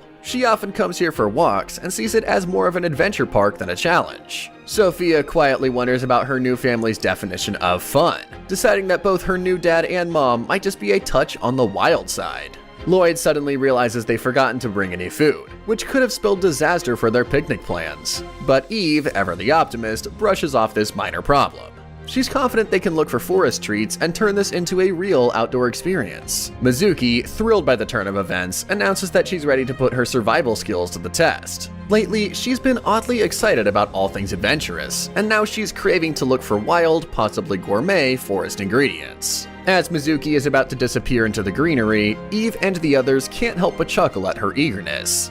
They had planned for a simple picnic, and here they were, about to get a crash course in wild living. The group decides to work together on this picnic adventure. While some prepare the picnic area, Mizuki and Alice head out to gather wild ingredients. They return with their arms full, including some colorful mushrooms they smartly decide not to eat because they might be poisonous. Sophia is the first to try the food they prepared. She's surprised to find it's really sweet and tasty, with a refreshing sour twist she really enjoys. Alice sees how much Sophia likes the food and shares some more with her. Sophia's big thankful smile melts Alice's heart, making her think that this must be what it feels like to have a sister. Reflecting on the past, Alice remembers a time when she had asked her father for a sister, a request that probably gave him quite a bit to think about. While she's lost in her thoughts, Mizuki tries to catch her attention, snapping her back to the present. Mizuki is undoubtedly adorable, and while Alice loves her, she can't shake the feeling that Mizuki is more like a pet than a sister. Alice decides it's probably best to keep that thought to herself. After they finish their meal, Eve is eager to show them a spot in the forest she finds fascinating. It's a weird little place where it feels both chilly and warm at the same time, and the air is thick with magic. As they reach this spot, they notice Alice looking unusually still in a corner. Mizuki and Sophia quickly spring into action, trying to warm Alice up as she seems frozen. But just as they start, Lloyd points out that the hot wind is picking up. Now, instead of needing warmth, Alice suddenly needs cooling down. This place is really weird, flipping from one extreme to the other. Eve cheerfully calls it contrast therapy, seemingly unaware that Alice might not last through her so-called therapy session if the wild weather decides to continue. Meanwhile, Mizuki starts to feel the heat too, with sweat beginning to bead on her forehead. Alice, caught between shivers and sweat, is definitely dreaming of a nice, relaxing bath. This strange spot in the forest makes them all feel like they're in some sort of natural sauna followed by an ice bath, nature's own version of a spa day. With the odd mix of hot and cold winds, Alice spots a river and dashes towards it, eager for a bath. Eve sees a giant fish in the water, known for eating bears and even people, but before she can warn Alice, the fish swallows her whole. Lloyd springs into action like a superhero. He runs up to the fish and punches it so hard in the stomach that it spits Alice back out. Mizuki catches Alice just in time and sets her gently on the ground. Alice is a mess now, all slimy and smelly from the fish's stomach. Eve is mad and decides the fish will pay by becoming their dinner. As the fish tries to escape back into the river, Eve uses her dragon powers to breathe fire into the water, causing a huge steam explosion. This explosion surprises everyone, and they all rush to get away from the heat and steam. Alice can't help but think how their adventures always end up in such a wild situation. But with their friends around, she quickly finds herself feeling safe and even a bit excited. As they avoid the explosion, they take cover under the giant fish, now perfectly cooked from Eve's fiery breath. Eve is pleased, thinking it's not every day you get to eat a fish that you've cooked with dragon fire. Lloyd, a bit worried, jokes about hoping that Eve doesn't try this kind of cooking at home. Alice firmly says that there will be no explosive cooking in their house. Despite the unexpected turns, the day ends up feeling like a success. It's a new morning, and Eve is in the kitchen with Sophia, feeling quite confident that today will be a great cooking day. Lloyd, however, is not so sure. For him, watching Eve cook is like witnessing a duel between life and death, especially since Eve, the Emperor Dragon, tends to treat the kitchen like a battlefield. Sophia, trying to be helpful, gently advises her new mom to just lightly blow on the fire to keep it going. But Eve, not quite mastering the art of gentle, blows a bit too hard and almost puts the fire out completely, proving Lloyd's point about her epic kitchen battles. Lloyd, keeping an eye on the kitchen antics, wonders if Alice is still sleeping. Eve nods, mentioning that Alice is knocked out from exhaustion. She wonders about what Alice might prefer for breakfast, thinking maybe it's time to switch from roasted to fried, although she suspects Alice might be getting a little tired of all the roasted dishes by now. Meanwhile, Alice is deep in a dream, remembering her father, the Demon King. In her dream, she's a little girl again, running into her father's arms whenever he returns home. Her father playfully asks if she's been a good kid, and she cutely responds, until her father tells her that maybe he isn't quite the good kid either. Alice wakes up from a dream about her father and realizes that it's almost noon. Mizuki quickly tells her that Eve is cooking today, so they might need to go out to eat instead. Eve has made roasted meat again for everyone.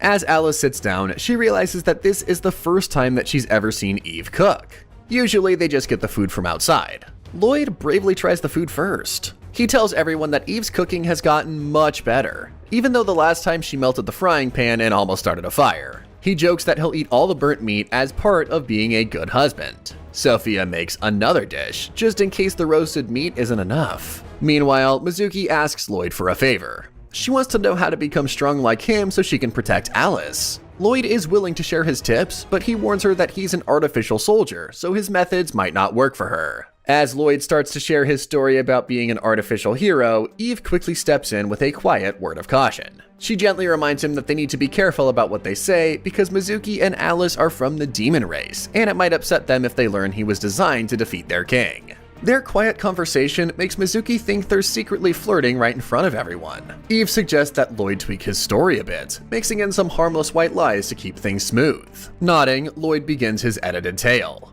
He says he can't remember all the details, but knows he volunteered for an experimental project that, surprisingly, he survived. He shows off a special device in his chest that lets him use an endless amount of magic power. Mizuki, always curious, quickly asks if taking in too much magic power could hurt him. Lloyd admits that it was very dangerous, and many others in the experiment didn't make it. Alice comments on how tough the whole experience sounds. Lloyd agrees, but points out that he chose to be part of it. He reflects that life can be tough everywhere, on the streets, in labs, and especially during wars. As the conversation drifts to the topic of war, Alice's thoughts go back to her father, recalling the dream where he confessed that he hadn't always been a good kid. He had explained that the demon world was full of prideful and powerful demons who often didn't listen unless shown strength. To be taken seriously, her strong father had to become a bit of a bad kid, a role he took on so everyone would respect and acknowledge him. Once he gained their respect, his next big plan was to show his power to humans. He hoped that by doing this, he could unite the demons and change the ongoing war's outcome between the demons and humans, a struggle that had lasted for ages. Alice chuckles to herself, thinking about her father, the powerful Demon King, navigating his way through demon politics like a mischievous child trying to get the upper hand in a schoolyard game. Alice remembers her father's grand plan to show humans his overwhelming power, making them promise never to attack demons again and ensuring eternal peace. The Demon King Duke knew this was too complex for little Alice to fully understand, so he promised her that he might become a good kid after achieving his mission. In the present, Alice thinks about the long-standing war between humans and demons, wondering if Lloyd got involved in the experiment because of it. Just then, Lloyd stands up, telling Mizuki that talking alone won't make her stronger. He offers to help her train if she wants to become stronger for Alice, and heads outside, with Mizuki following him eagerly. Eve quickly reminds her husband to go easy, and forbids him from using swords, joking that Mizuki might end up sliced in half like their poor cooking table. Lloyd reassures her, saying he probably won't need to use his sword again, which makes Mizuki a bit nervous at the thought of him needing to. The practice session starts with Alice watching from the sidelines. Everything moves so quickly that she can hardly follow what's happening. Her thoughts drift to her father, wondering how much she truly understood about his grand plans. As the practice continues into the evening, Mizuki is left completely exhausted, barely able to move a finger. Lloyd holds his sword out, and the sight triggers a memory in Alice of the hero who killed her father. Alice reflects on the long war between humans and demons, realizing that Lloyd must have volunteered for the experiment because of it. She's seen enough of his skills to know that he's powerful, maybe even powerful enough to have killed the Demon King. A troubling thought crosses her mind. Could Lloyd be the hero who killed her father? Despite not wanting to believe it, Alice feels compelled to find out the truth. Finding her courage, she decides to ask Lloyd directly if he is the hero. Alice, unable to hold back, demands an answer from Lloyd. With a heavy heart, he confesses that he is indeed the hero who killed the Demon King. The shock hits Alice hard. She recalls all her moments with Lloyd and her father's apologies for not being able to protect her. Her emotions boil over just as Eve and Sophia step out to see what's happening. Angry and hurt, Alice grabs her blade and points it at Lloyd, calling him her father's enemy. But before she can attack, Mizuki intervenes, knocking the dagger from Alice's hands. Alice's desire to avenge her father is strong, but Mizuki warns her that they would only face a dog's death as they stand no chance against the hero. Eve also steps in to calm Alice, who then turns to the box she inherited from her father. She had never opened it until now. As she opens it, Eve notices that the box is absorbing mana, adding an unexpected twist to the situation. Sophia senses a familiar feeling from this box, similar to Lloyd's mana-devouring ability. Alice, unable to use the box's power, shuts it and starts crying, wondering why her father isn't lending his strength to her. Eve, puzzled but guessing the activation failed, turns to Lloyd for advice, but Lloyd is already moving towards Alice. Standing before her, Lloyd asks if she wants to kill him, offering her his sword to do so. Eve isn't happy with his offer, thinking he must have lost his mind. Lloyd, however, believes that Alice's desire for revenge is justified since he killed her father. His wife thinks he's being foolish, questioning if he values his life at all. The hero remains firm, convinced that Alice has the right to decide his fate if she truly wishes it. The Empress Dragon tries to reason with him, recalling the time she felt like giving up on life out of loneliness. Lloyd had refused to end her life then, choosing instead to welcome her into his own. Sophia steps in front of Lloyd, reminding him to promise to always stay by her side. She tries to shield him from Alice, apologizing to her and begging her not to take her new papa away. Alice, holding the sword, feels confused. Unsure of what to do, she finally turns around as Mizuki announces that they're leaving. Lloyd and his family watch the two demons walk away. Eve shakes her head and tells her husband not to pull such dramatic stunts if Alice confronts them again. Just as they're about to head inside to relax, they hear a strange noise. To their surprise, they see Fane approaching, riding a giant snake and leading a small army. Eve, truly annoyed by him, can't believe her eyes. She wonders if Fane has come for Alice again. Lloyd asks Eve to take care of Sophia and the mansion, then charges towards Fane's army with determination. Meanwhile, Fane has already managed to capture Mizuki and Alice, looking very pleased with himself for catching them during a casual stroll. With his main goal achieved, Fane sets his sights on Eve and Sophia, preparing to attack them while Lloyd is busy fighting the rest of his army. Eve, not at all amused by this turn of events, readies herself to defend her family. She wonders why every time she tries to have a peaceful day, some weirdo enemy shows up riding an even more creepy creature. Lloyd, mid-charge, can't help but think about how ridiculous this situation is. A snake-riding villain capturing demons and threatening his family wasn't exactly what he had planned for the day. The hero versus demon battle begins again, as Lloyd finds himself surrounded by Fane's numerous minions. Determined to end the fight quickly, he charges at one of the demons. But to his surprise, it turns out to be an illusion. Realizing that the real demons and illusions are mixed together, Lloyd understands that this chaos is meant to confuse him. He knows he could ignore the illusions and rejoin Eve, but the thought of the demons creating illusions of Eve and Sophia makes the situation too risky. Imagining the confusion if they see multiple versions of each other running around, he decides to take down the illusions first while praying for Eve and Sophia's safety until he can join them. Meanwhile, Eve and Sophia stand ready to face the demons. Eve tells Sophia to step back, confidently declaring that she's prepared to beat all the demons to a pulp. Her easy attitude almost makes the whole situation feel like a quirky family outing, with more demons and fewer picnics. Fane, seeing Eve's determination, uses his rock cover formation to create a wall between the mother-daughter duo. This tactic separates them, leaving the rest of the fight to his minions since he already has Alice captured. Eve, frustrated but still brave, gears up for battle while Sophia watches with wide eyes, both worried and oddly impressed by her mother's fierce determination. Fane, feeling smug, bids farewell to Eve, who curses at him. A demon minion catches Eve's attention, asking if she's really a dragon. The minion proudly shows her chakrams, boasting that they're made from an almighty dragon's scales. Eve looks puzzled, so the minion shares a tale. Long ago, her ancestor fought a great dragon and took one of its scales. Using that scale, he made the chakrams with magic. The skill has been passed down through generations. Excited, the minion announces her chakrams are as tough as that mighty dragon's scales. She wants to see if Eve is as strong as that legendary dragon and is ready to fight to prove it. Eve decides that it's time for action.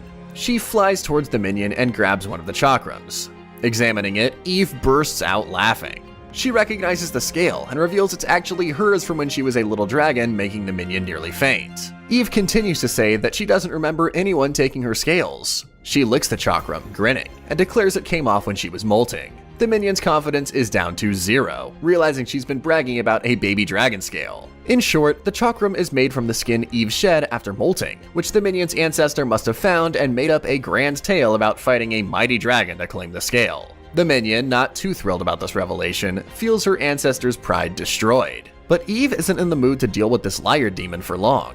Before the minion can even respond, Eve breathes a storm of fire. It doesn't burn the minion, but leaves her gasping for air. The Dragon Queen feels she owes her a painless end, considering her ancestor did praise her as the almighty dragon. Acknowledging the effort put into recreating her scale, Eve decides to forgive the minion, who is now too weak to continue fighting. Eve smiles, realizing that her cooking skills came in handy. It's easy to not burn something, but it's tricky to scorch it just right. Truly, the path of cooking is wise. However, Eve doesn't have time to think about her kitchen duties because her daughter needs her. Rewinding a bit to when Sophia was left alone, facing a giant demon who sees her as nothing more than a small, insignificant snack. The demon expects a quick fight, while Sophia, the genius magician girl, looks around nervously, trying to figure out. On the other side of the wall, Sophia is left trapped alone with the executive of Fane's army, which she has named Big Guy.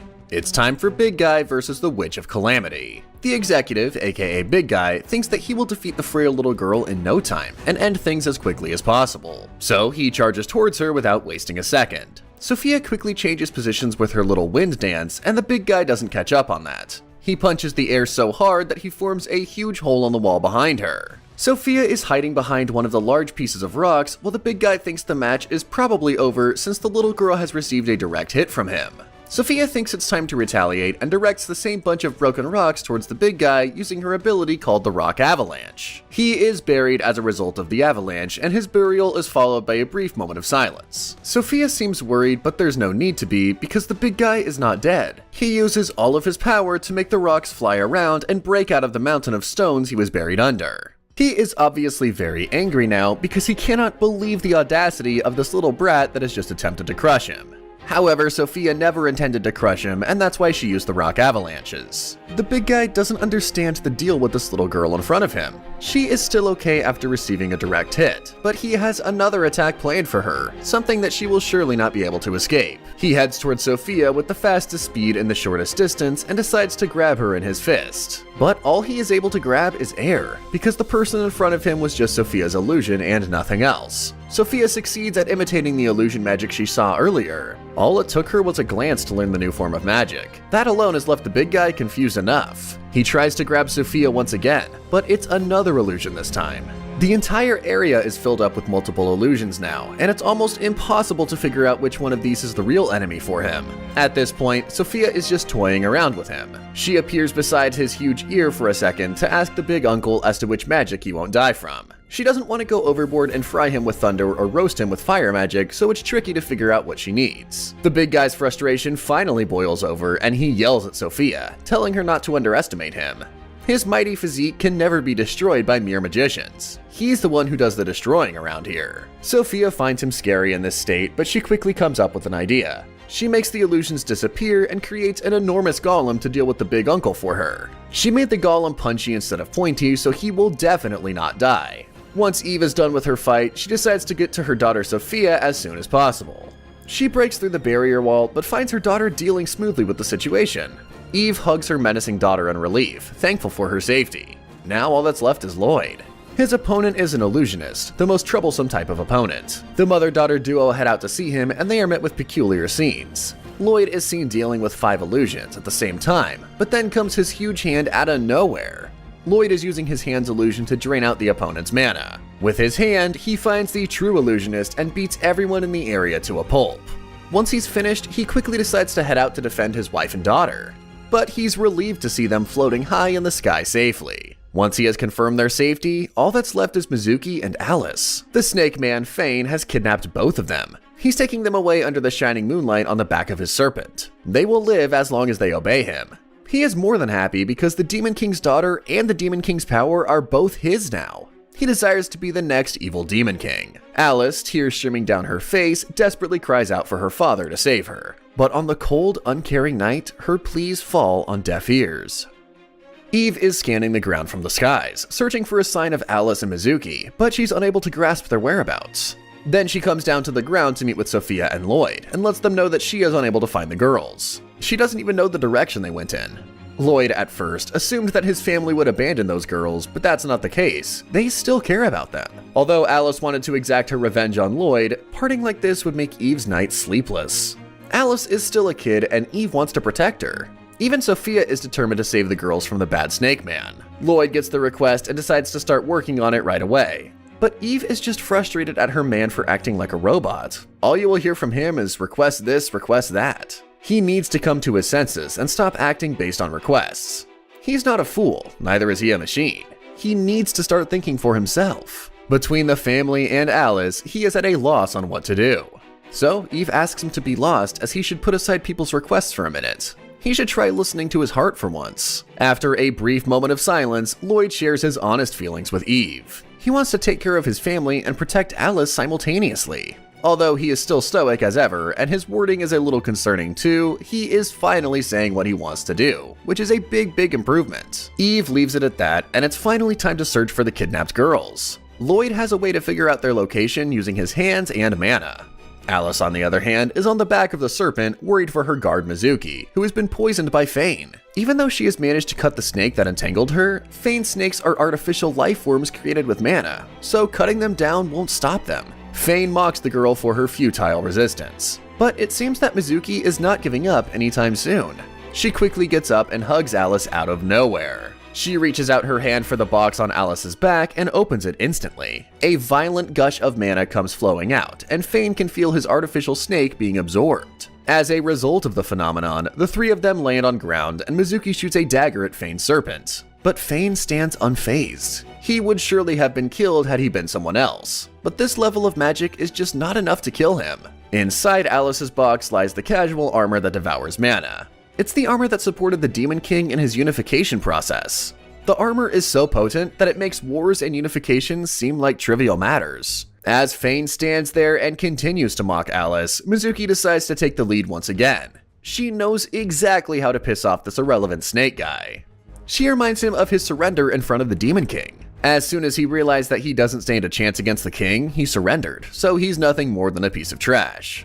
But Fane doesn't seem exactly bothered because he knows exactly what Mizuki is thinking right now. After the poisoning, she knows she's nothing but a liability, so she wants to sacrifice herself in order to let her master escape. To Fane, Mizuki is nothing but a loyal dog that will not abandon her master no matter what happens. He decides to use his snake and wrap it tight around Mizuki's mouth to shut her up. His snake has quite the special demonic poison. The poison cannot be cured naturally, and Fane can change the property of the poison at any time. He uses it to put Mizuki in a state of confusion first, then a seizure, and then intense pain. He can even kill her if he wants to, but Alice begs him to stop. For now, Fane has just turned it into a muscle-weakening poison. He is just joking around with Alice for the time being, but she knows that Mizuki will meet her death if she goes against him. Fane finally decides to divert the topic from poisons. The abrupt landing on land has made his shoes dirty, so he commands Alice to lick his boots clean. It's clear that he doesn't even view these two as humans, and Alice has no choice but to go ahead and do as commanded. Fane is dying of laughter because he finds it funny that the daughter of the Demon King has stooped this low. Poor Duke must be rolling in his grave right now. The moment Alice grabs Fane's boot, a rumbling sound turns everyone's attention to the sky. An overwhelming amount of mana coming through is felt, and a huge hand is seen covering the entire sky. It is the hero using his lariat radar, and he has finally tracked down the demons at the cost of an immense amount of mana. The hero's family is finally on the move to save the Nemesis's daughter. Lloyd took advantage of the mana-absorbing box that Alice carries, and tracked her down by figuring out which area within the jungle was absorbing his mana. The powerful family of three head straight into the night skies as their rescue mission begins. Fane, on the other hand, has lost his cool, calm, and composed self. He cannot figure out the cause behind the enormous hand covering the sky. This magic doesn't seem like that of his underlings, so it must be some humans. And if it's the humans doing, then it means the underlings he left to deal with them have been annihilated by now. Then, Fane's attention turns to the box that is sparkling on Alice's back. He commands her to hand over the casual armor to him right away, because that's the thing that's marking their position for the enemy. Fane plots that he can get away if he equips the armor and cuts off its mana devouring ability. But Alice is not going to let the box go that easily. She holds on to it for dear life because that is her father's legacy, the only thing that gives her a sense of belonging and support through the tough times. Since Alice doesn't budge, Fane decides to let out another one of his poisonous snakes, and it bites Alice on her shoulder. In no time, the poison will spread through her body too. Fane seems to be the type who gives up on things pretty quickly. He gives up on Alice and inheritance of the demon family's name in face of adverse circumstances. All that he wants now is the Demon King's power that lies in the casual armor. Using his poisonous snakes, he aims that both the master and servant duo will share the same fate and die painfully. As Fane grabs the box from her forcefully, Alice realizes just how useless, foolish, and powerless she is. She can't even keep the last thing her father bestowed upon her. It reminds her of her last talk with her father. It was when he challenged the hero to a duel and predicted that he might die soon. Little Alice was worried to death back then. She asked her father not to say bad things because he would jinx himself by predicting his own death. She thought her father was inevitable and that there was no way he would lose to the hero. But Alice's father knew that the hero was overwhelmingly strong in comparison to him. No one had ever survived fighting against him. Alice tried to hand him over the casual armor before the fight, but her father denied. He had already passed it down to his daughter, and now it was her belonging. And he didn't have the amount of mana to keep it working anyways. It was only his keepsake. The Demon King even told his daughter that there was no necessity for her to inherit the Demon King's position. She was asked to follow Mizuki and the others to Oni Village, where she would continue her life happily after his death. Alice absolutely hated that situation. All that she wanted to do was to escape together with her father, but he had huge responsibilities. He had to face the hero and put an end to the war. The king started it, and the king had to see it through. He promised his daughter that he shall pry open even the slightest possibility to win till the very last moment. He shall not give up easily, since that was his way of life. Thinking back on her father's words, Alice gathers some courage in her body. Even though she is aware of the effect on poisoning, she holds onto the strap on her box in an attempt to free it from Fane. Mizuki has started coughing up blood by now, because her body is declining with each passing second. Fane is desperate to cut off that mana-absorbing hand ASAP, and Alice is the biggest hindrance in his way right now. But she will be holding on till the last minute. Even though she could not become like her father, she still wants to live the way he did, to live valiantly and never give up until it's over. Fane kicks her and grabs the box once again, but it accidentally opens up. A huge mana blast shakes up the jungle as the casual release shoes. After the blast, Mizuki slowly regains consciousness. She thinks she must have died from Fane's poisoning by now, but that's not true. She raises her head to see the aftermath of the blast and sees something she could never have imagined. Her princess Alice-sama is seen wearing the Demon King's casual armor, with a rush of mana surrounding her. And Fane is lying on the floor like a helpless dog about a meter away. He finds it impossible that the casual armor responded to someone with no mana. Suddenly, he is reminded of the poisonous snakes he put on those girls as he tries controlling them. He tries to suffocate them and paralyze their hearts, but it's all in vain. The poison has disappeared because the snakes have been absorbed by the casual armor. The mana has been devoured. Fane does not understand why the armor did not automatically go to him. Well, that is because this armor was specifically tailored to come into its true form upon meeting Alice's body. Her father never used it as armor himself, and of course, Fane did not have that knowledge. Anyhow, she has no time to waste and puts her newfound powers to use. Just a swing of her arm makes land erode and sends Fane flying away into the sky. The Demon King's legitimate successor has finally awakened. She is using the blade mode to morph her armor and deal with Fane mercilessly, as deserved. The best princess dons the strongest armor, and she's going all in on the enemy that disgraced her and her entire bloodline. Alice goes in for a second attack using an enormous blade that terrifies Fane. In retaliation, he also prepares a bunch of his huge serpents and sends them flying at Alice. He commands her not to underestimate him at any cost. But oopsies, all of his dangerous looking snakes chopped into pieces with Alice's sharp blades. Alice's armor automatically absorbs the mana released from the snakes she has just slain. This phenomenon does not go unnoticed by the evil Fane. He releases a bunch of more serpents, but this time they have no mana in them.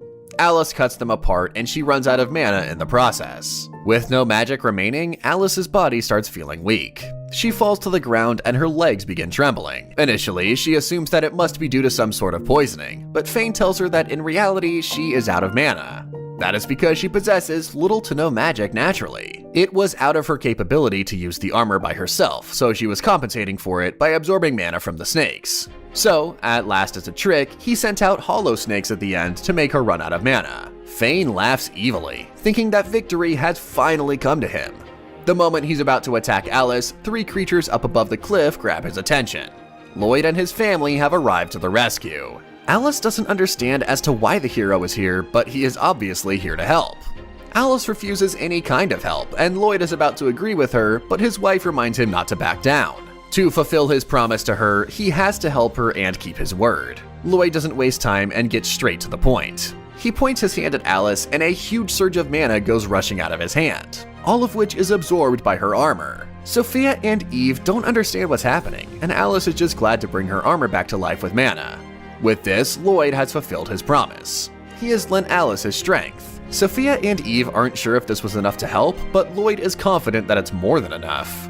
He steps back and sits in a good position to witness the fight that's about to go down. The Lloyd family will be playing the role of spectators tonight, which is honestly a rare sight.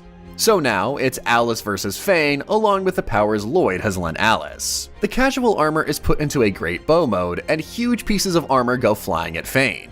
Alice commands it to blow him away, and so it does. The snake guy's story is over in less than a few seconds, and Alice emerges victorious. But wait, it seems that the story is not over yet. At a little distance in the jungle, a blast happens, indicating that Fane is still alive. He is in a really bad condition, yet he still has the energy to cuss out Lloyd's family and Alice. He's coughing up blood, and his entire face is damaged, but he still looks determined. That's because he believes he's the man who will become the next Demon King. He is planning to send everyone to hell with his trump card. It is his summoning magic that he hadn't put to use up until now. Fane summons something called the Hydra, and it comes forth in no time. Alice realizes that she doesn't have enough power or mana left for this and begins worrying. But it's time for Lloyd to step in, I guess. He has to take care of the rest because it seems like it's a little too much for little Alice. The man who defeated the Demon King, aka the hero, is finally on the move. Lloyd stands confidently with his family on top of a cliff, gearing up to take on a monster with more heads than a Hydra convention. While nothing seems to faze him, Alice is already in full-on panic mode, particularly hyperventilating. The monster in question is none other than the legendary Hydra, a beast that is all too real. This colossal snake is bigger than the trees and even the cliff the Lloyd family is stationed on. It was brought forth with some dramatic summoning magic. Fane, with the same bloody face, decides to drop some unnecessary information on Lloyd and Alice. He prepared Hydra long ago in order to kill the Demon King himself. The information does leave Lloyd wondering, and the person who is actually in shock is Alice here. Fane's motive for serving the Demon King was as twisted as a corkscrew. He wanted to unite the demons, then pull off the ultimate betrayal and take over everything. However, the Demon King was killed by the hero, and it saved Fane quite a lot of trouble. Sophia is really angry, but Fane couldn't care less since she's going to be crushed by him anyways. He sends forwards this huge Hydra that ends up crushing everything in the area. It's as if the jungle has got a bald spot now, and Fane begins to laugh maniacally. He thinks that the Lloyd family has been crushed by a single hit. However, Lloyd has held back the Hydra with just one hand of his. He cannot believe the lunatic Fane was aiming to kill the Demon King with this clown of a creature. Mizuki decides to quickly pass Lloyd a dagger to aid him in fighting, but Lloyd turns it down since it's unnecessary. The only one who's worthy of facing the hero's sword is none other than the Demon King Duke. And here, reality dawns upon Fane. The person he's facing is none other than the hero, and he's done for. Fane and his Hydra are punched around for a while, then twisted, turned, and sent flying high into the night sky. The Hydra is nearly dead while Fane keeps screaming that he was supposed to be the next Demon King. They both go quite far away into the sky, resembling the mini stars, and at some point they fall down. Eve thinks they most probably have flown away in the demon territory. For a moment, Lloyd decides that he should probably go after Fane to confirm the kill, but Alice quickly shushes him. He should hold back for his own good. The re-invasion by the hero will create a whole lot of unnecessary commotion. Sophia climbs on the father's back and asks Alice about her injuries, but Alice assures her that she's alright and mumbles thanks to the hero. To Lloyd, all is well if Alice is alright. He doesn't need anyone's gratitude or anything. However, Alice has something to ask the hero regarding the fight with her father, and so Lloyd explains the entire incident. When the Demon King and the hero came face to face, the Demon King's first comment was on Lloyd's appearance. His eyes resembled voids, and he looked like a lifeless doll with no emotions whatsoever. The Demon King was looking forward to meeting the hero, but he was disappointed when he finally did. Lloyd did not exude the powerful heroic will he had envisioned. Instead, he appeared detached and emotionless, almost robotic. Lloyd responded to the Demon King by telling him that his judgment is absolutely correct. He is nothing more than a tool made for killing the Demon King. The Demon King cannot believe how lowly Lloyd's king thought of him. How can a human just be a mere tool? Anyhow, the Demon King moved on to his next question. He was curious about Lloyd's future plans. The Demon King wanted to know what he would do once he defeated him, but the answer to that question was quite disappointing too. Lloyd wanted nothing after winning the fight. He neither had a goal nor a family. To him, the best case scenario would have been if both the Demon King and the hero died together in the fight. But the Demon King didn't allow that. He wanted Lloyd to survive and remain. He shouldn't give up his will if he's a true warrior. A meaningless death is worse than anything else. To Lloyd, the Demon King came across as a strange man. However, the impending fight began. It was supposed to be a duel, but hundreds of the Demon King's followers showed up anyway. They wouldn't back down even if the Demon King told them to do so, so the fight began just like that. The Demon King came at the hero with all that he had, but Lloyd won and that was it. The Demon King Duke also left a message for Lloyd before his death that said, "My death shall paint a new path in your life." Guess that's fine too. Alice sniffs and sobs at the reminders of her father, and then makes her final declaration to hero Lloyd. Since her father didn't hold a grudge against him, then there is no reason for her to hold a grudge either. That would mean that nothing but disgracing her father. This time, Alice sincerely thanks the hero for saving her and for passing on the Duke's message to her. And the long night finally ends with a happy reunion. Alice is having horrible nightmares about being trapped in a dungeon after being kidnapped by Fane. Fane is haunting her in the name of a payback, while Alice is terrified about not being able to move an inch of her body. The terror of being killed by Fane makes her eyes shoot open, and she looks around to be met by a sight of her room and breathes a sigh of relief. But she still can't move her body. Well, that is because she has been wrapped by hundreds of bandages. She looks like a struggling mummy as she makes her way to the family's dining room. The Lloyd family isn't exactly sure of her new getup. Even Lloyd doesn't understand why she's wrapped so much, since her injuries were not that serious. Alice tries to respond, but her mouth is covered by bandages too. Mizuki helps her move some of the bandages to open her mouth. However, she goes on to explain the situation herself. She is the one who wrapped up Alice in her sleep. She did that because it was necessary for her to sleep peacefully. No one understands the situation even now, but Mizuki unwraps Alice anyway. Once the bandages are undone, Alice feels small bursts of pain all over her body, and it stings like hell. Mizuki explains that it is muscle pain caused by last night's fight. Although the casual armor case empowers one's strength, Alice never had the chance to train using it. Therefore, the backlash is pretty strong, and she can't even move right now. She cannot even have breakfast like this, but Sophia, being a sweetheart, decides to help her sister with that. She uses her magic to calm down Alice's arm muscles and provides a chilly and soothing sensation for her. Once the family sits down to have breakfast, Mizuki and Alice have a conversation about nobles, royalty, and Alice's current state.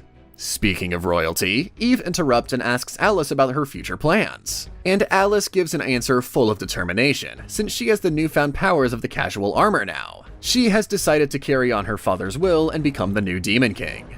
It's time to reunite the demon race once more.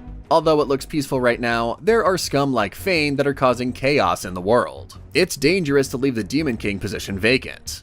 And one thing that Alice has realized is that there's no reason for the demon race to fight humanity anymore. It's something counterproductive, and that's something that she'll do differently from her father.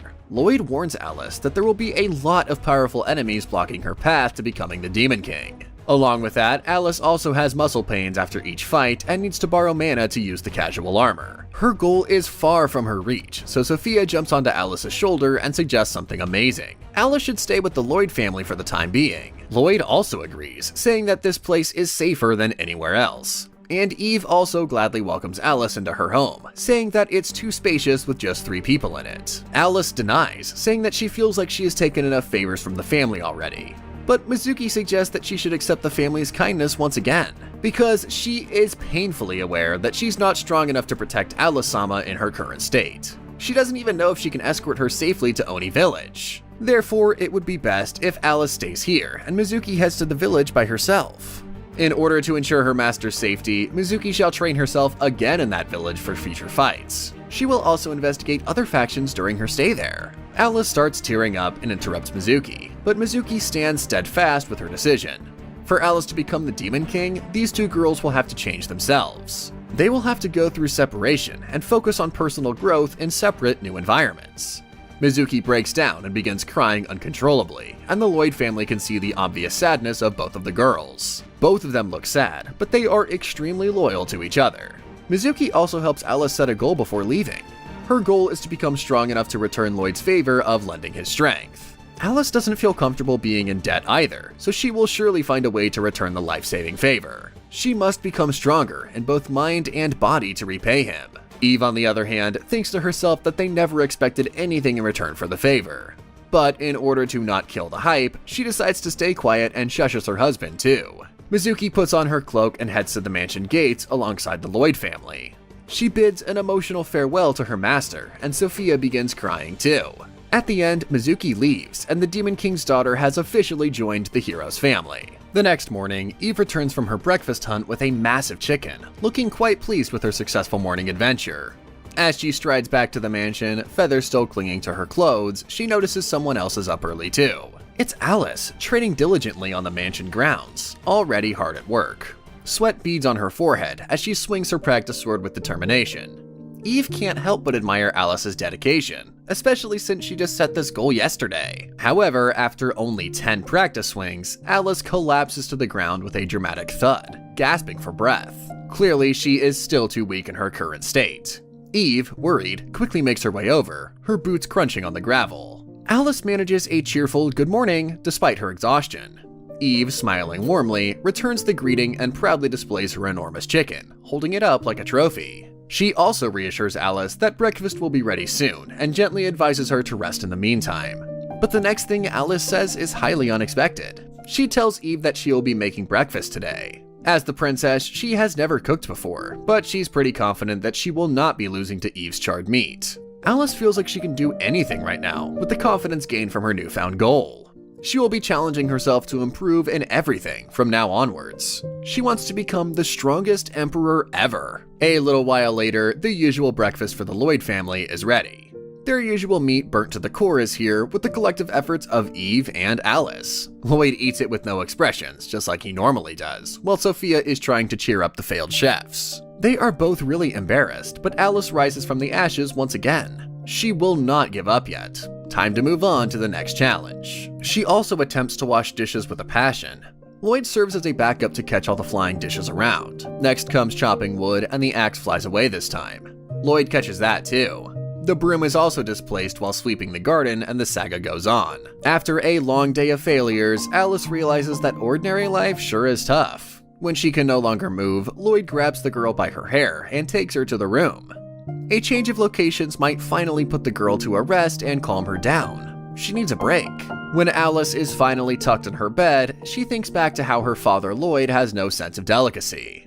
He just grabbed her by her hair with no hesitation. But now that she thinks back on her own father, he was also the same as Lloyd. He used to walk around the house shirtless and flexed his muscles every chance he got.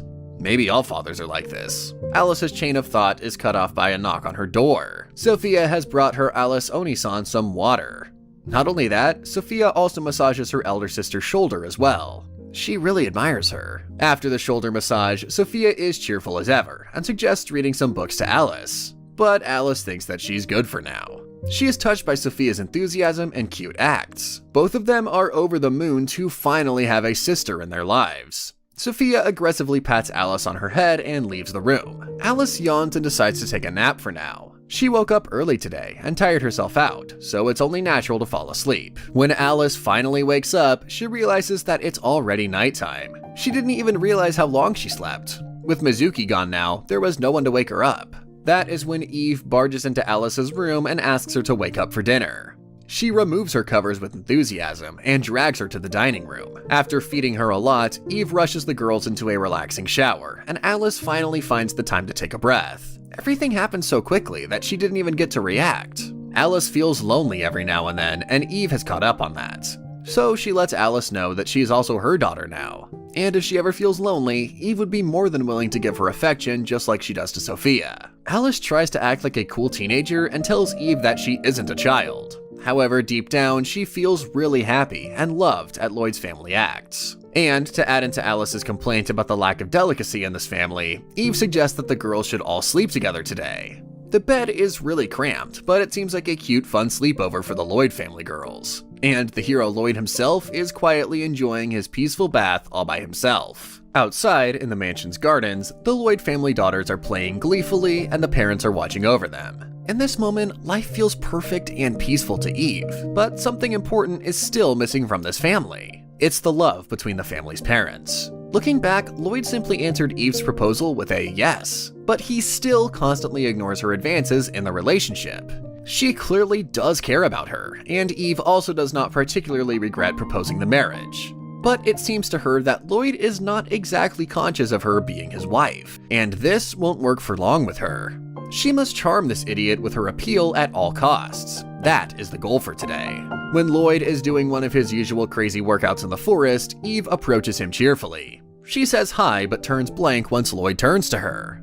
She has the goal of charming him in her mind, but no steps to actually reach that goal. The first thing that comes to her mind is holding hands with her significant other, so she offers Lloyd to do so. Lloyd simply agrees and shakes her hand as if he's meeting a businesswoman. Eve gets agitated because this is definitely not how she imagined holding hands at all. Now that she thinks about it, they have held hands through Sophia before, but never directly. Her face turns red and she gets really flustered. Lloyd also notices that his wife's face is bursting with fire, so he asks her if she's okay.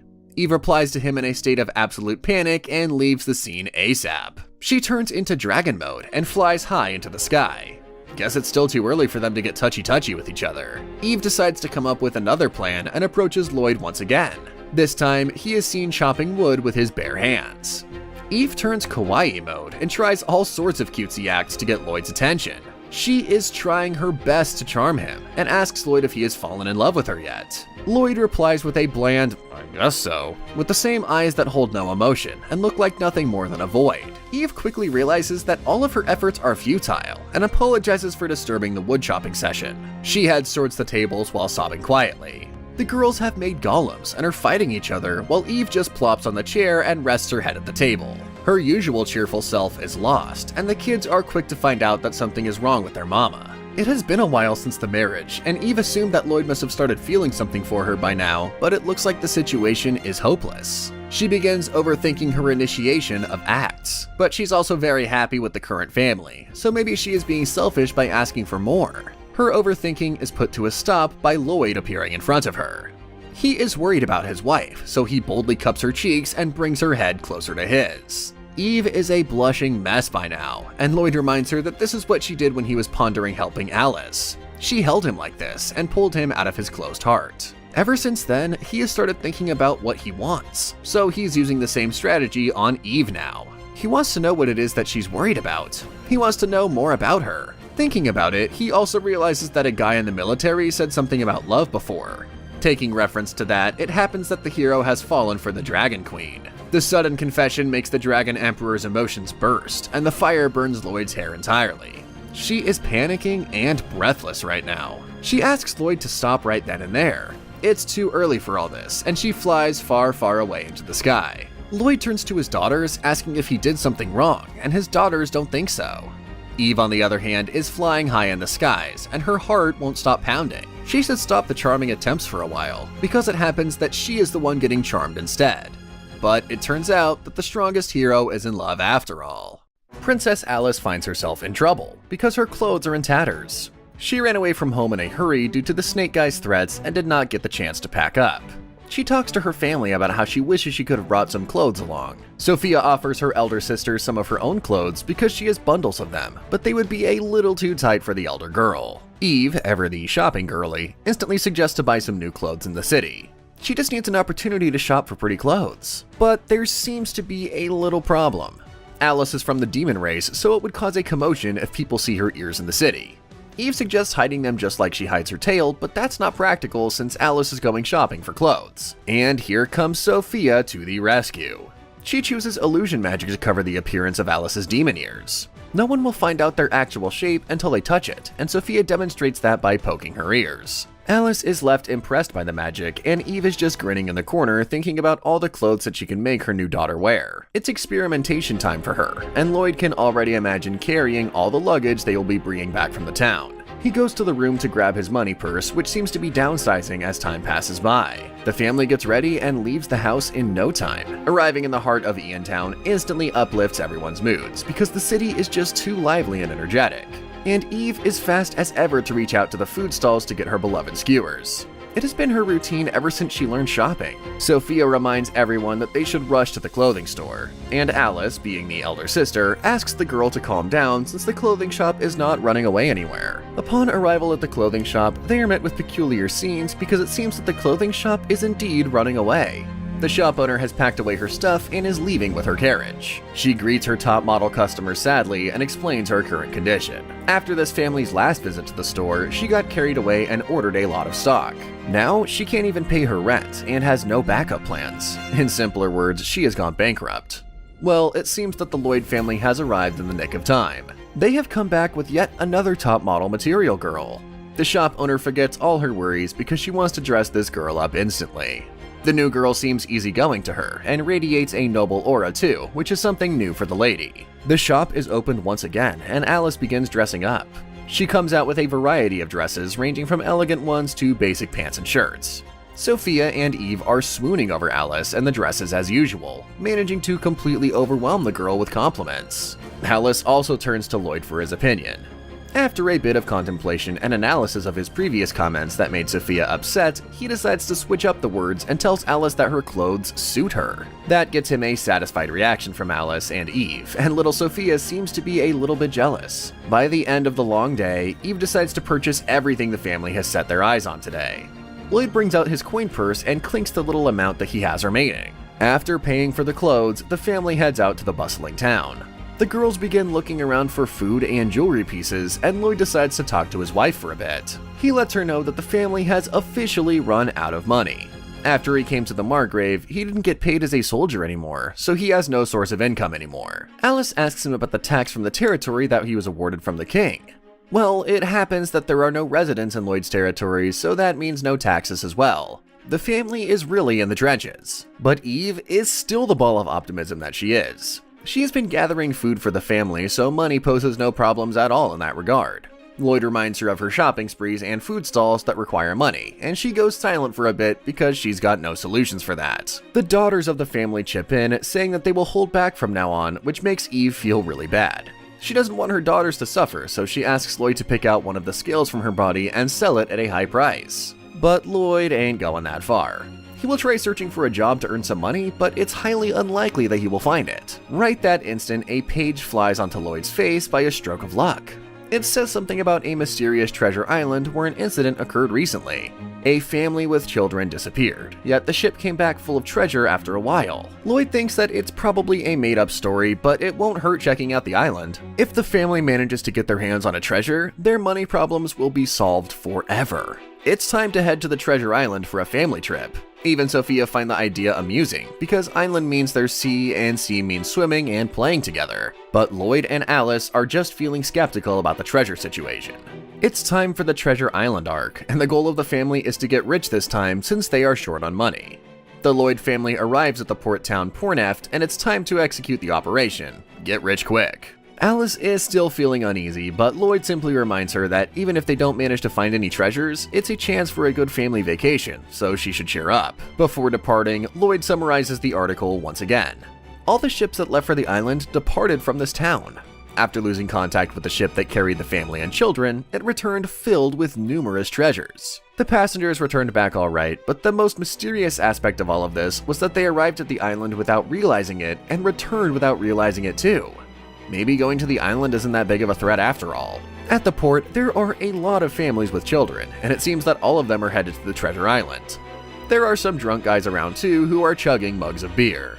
Sophia instantly feels thirsty and wants some juice, but it happens that they can't have any without money. Eve decides that she will let her daughter have a juice bath every day once they get the treasures. Well, that's a good way to be penniless again. Way to go, Mrs. Lloyd. Then Eve spots a splendid ship and decides that the family should board on it to reach the island on time. But Lloyd gives her a reality check, saying that they can't board the ship since they don't have any money. This is not her free dragon ride that she can take them anywhere with no charges. She slumps and falls to the ground, realizing the darkness and cruelness of human society. The three drinking men realize that something's up with this lot, so they approach the Lloyd family. And here comes some brand new information. Apparently, they can't go to Treasure Island because it's extremely dangerous and there's a chance of something really bad happening there. Hence, there are no ships searching for the Treasure Island as of now. The trio plan to look for it as drinking buddies, but at this rate, all they can do is just drink away. So, apart from no money, the family has no ship either. It's about time for Sophia to come to the rescue again. She realizes that everything will be alright if they have a ship, so she uses magic to build an ice boat. Alice finds the boat absolutely beautiful, and she hops onto it with no hesitation. The seats are cold and it makes Alice tremble, so Eve makes a pelt from mana, which is enough to warm up the girl. Because Eve often creates clothes with mana, she knows how to create the material too. The family hops onto the small boat and the drunk buddies let them know the directions. They just have to head straight from the port and ride the ocean currents. After that, the sea will naturally take them to their desired location. The people on the port and the drunk men aren't sure if this family can successfully reach their destination with this small fragile boat, because they might drift away and never make it back to the city. But they have nothing to worry about, since Lloyd will be the one rowing the boat. Once he begins rowing, the boat disappears from the sight of the people at God's speed. The speed is enough to make the drunk buddies sober up, because how they are splashed with water and are in a state of shock at Lloyd's inhumane strength. After a while of riding the ocean currents, the Lloyd family loses sight of land and Alice begins panicking.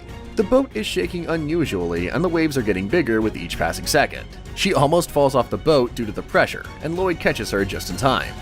Lloyd surely underestimated the sea's strength, so Eve suggests that they should pull back for now and let Sophia do the necessary modifications to the boat. But Sophia has fallen asleep by now. The parents find it weird, but they decide to let the girl sleep and head back to the shores for now. But the series of weird events doesn't stop there, as Alice falls asleep too. And not only them, but Lloyd and Eve also start feeling dizzy and fall asleep. They pass through a black hole, and once it dissipates, the boat is seen heading towards Treasure Island.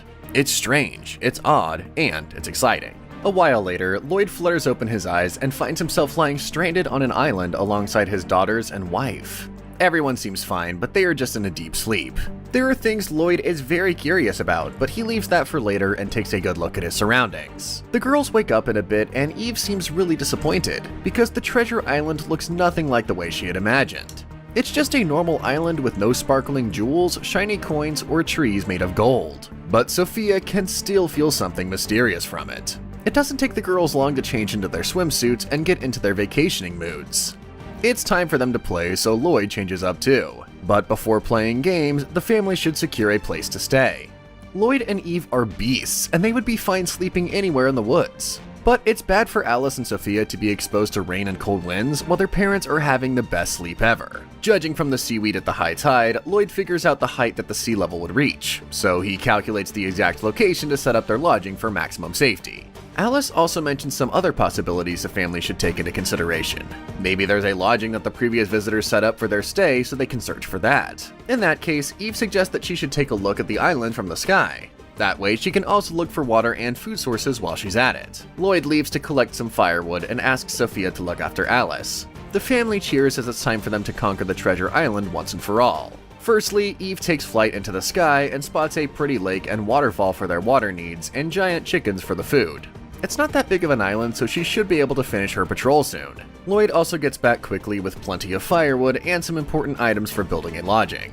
The couple didn't find anything the previous visitors could have possibly left behind, so they're going to build their own house from scratch now. But it seems that Lloyd and Eve are in a conflict of opinions here. Lloyd wants to make a simple house suitable for their short stay here on the island, while Eve wants to go the extra mile as always and build something extravagant.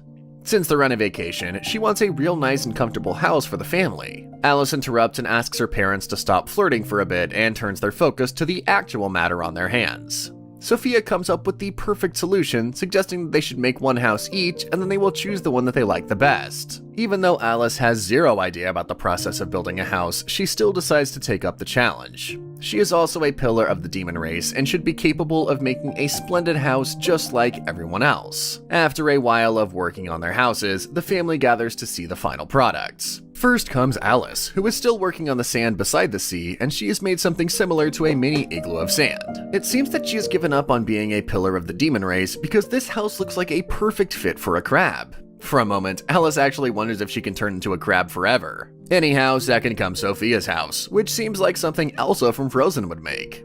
It's a majestic ice golem house, and Sophia right here is no less than a genius. But Alice is concerned about the ice melting. Sophia says that the house will be fine as long as she's awake. So house number 2 is dismissed too because it's too dangerous that Sophia won't get to sleep a wink. Next comes Lloyd's house, which is a sturdy cottage made from wood and soil, splendid enough to live in.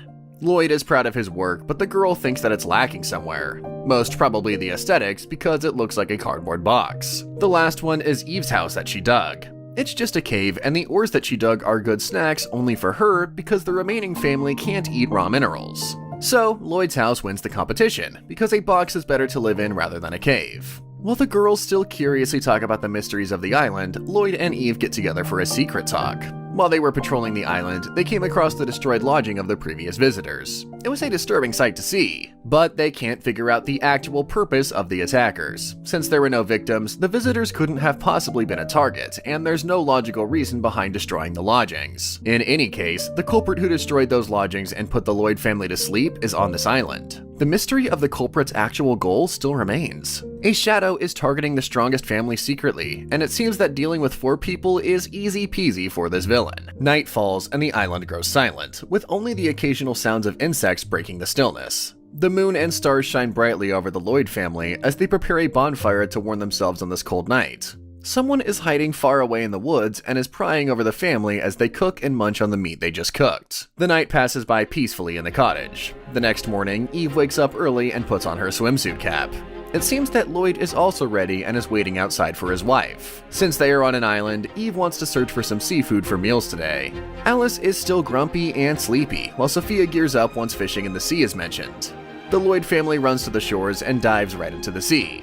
Alice attempts diving but eventually sits by the shore and Sophia accompanies her, and the parents gather loads of sea creatures in no time. Lloyd also caught a humongous clam that the family rejected because they have no idea how to cook it. From salmon to lobsters, they've got everything here. The family gets to cooking, and after a hot minute of chaos, they all settle down to chow down on the food. They are pretty hungry after a good while of hunting, and food caught yourselves always hits the spot. Sophia has improved her cooking with time, and Lloyd compliments her on that.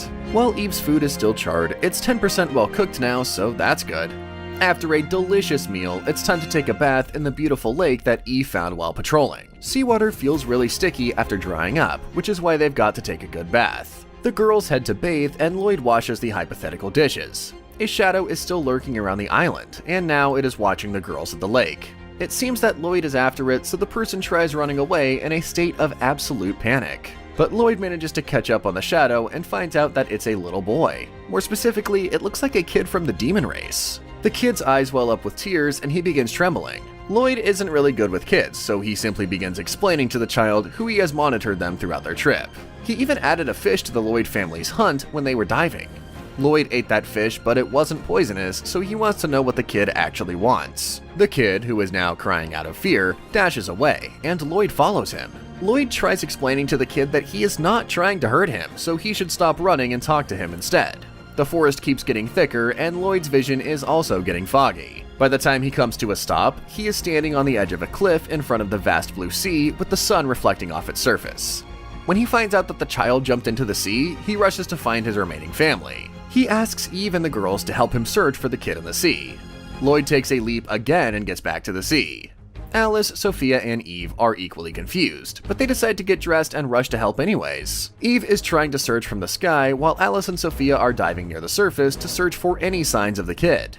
After a bit of hopeless searching, Lloyd decides to look for the kid at the bottom of the ocean. He jumps into the sea, swings his arm, and manages to cut through it. And his method of cleaving the sea succeeds, because he has found the kid and a girl alongside him right at the bottom. The two of them are mermaids, and they are trembling out of pure fear.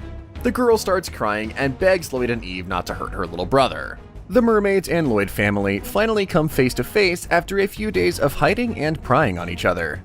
The mermaids, who were scared to death, are consoled by Lloyd first. He doesn't want to blame them for anything at all. The elder mermaid doesn't think she deserves to be forgiven and blurts out a hasty confession.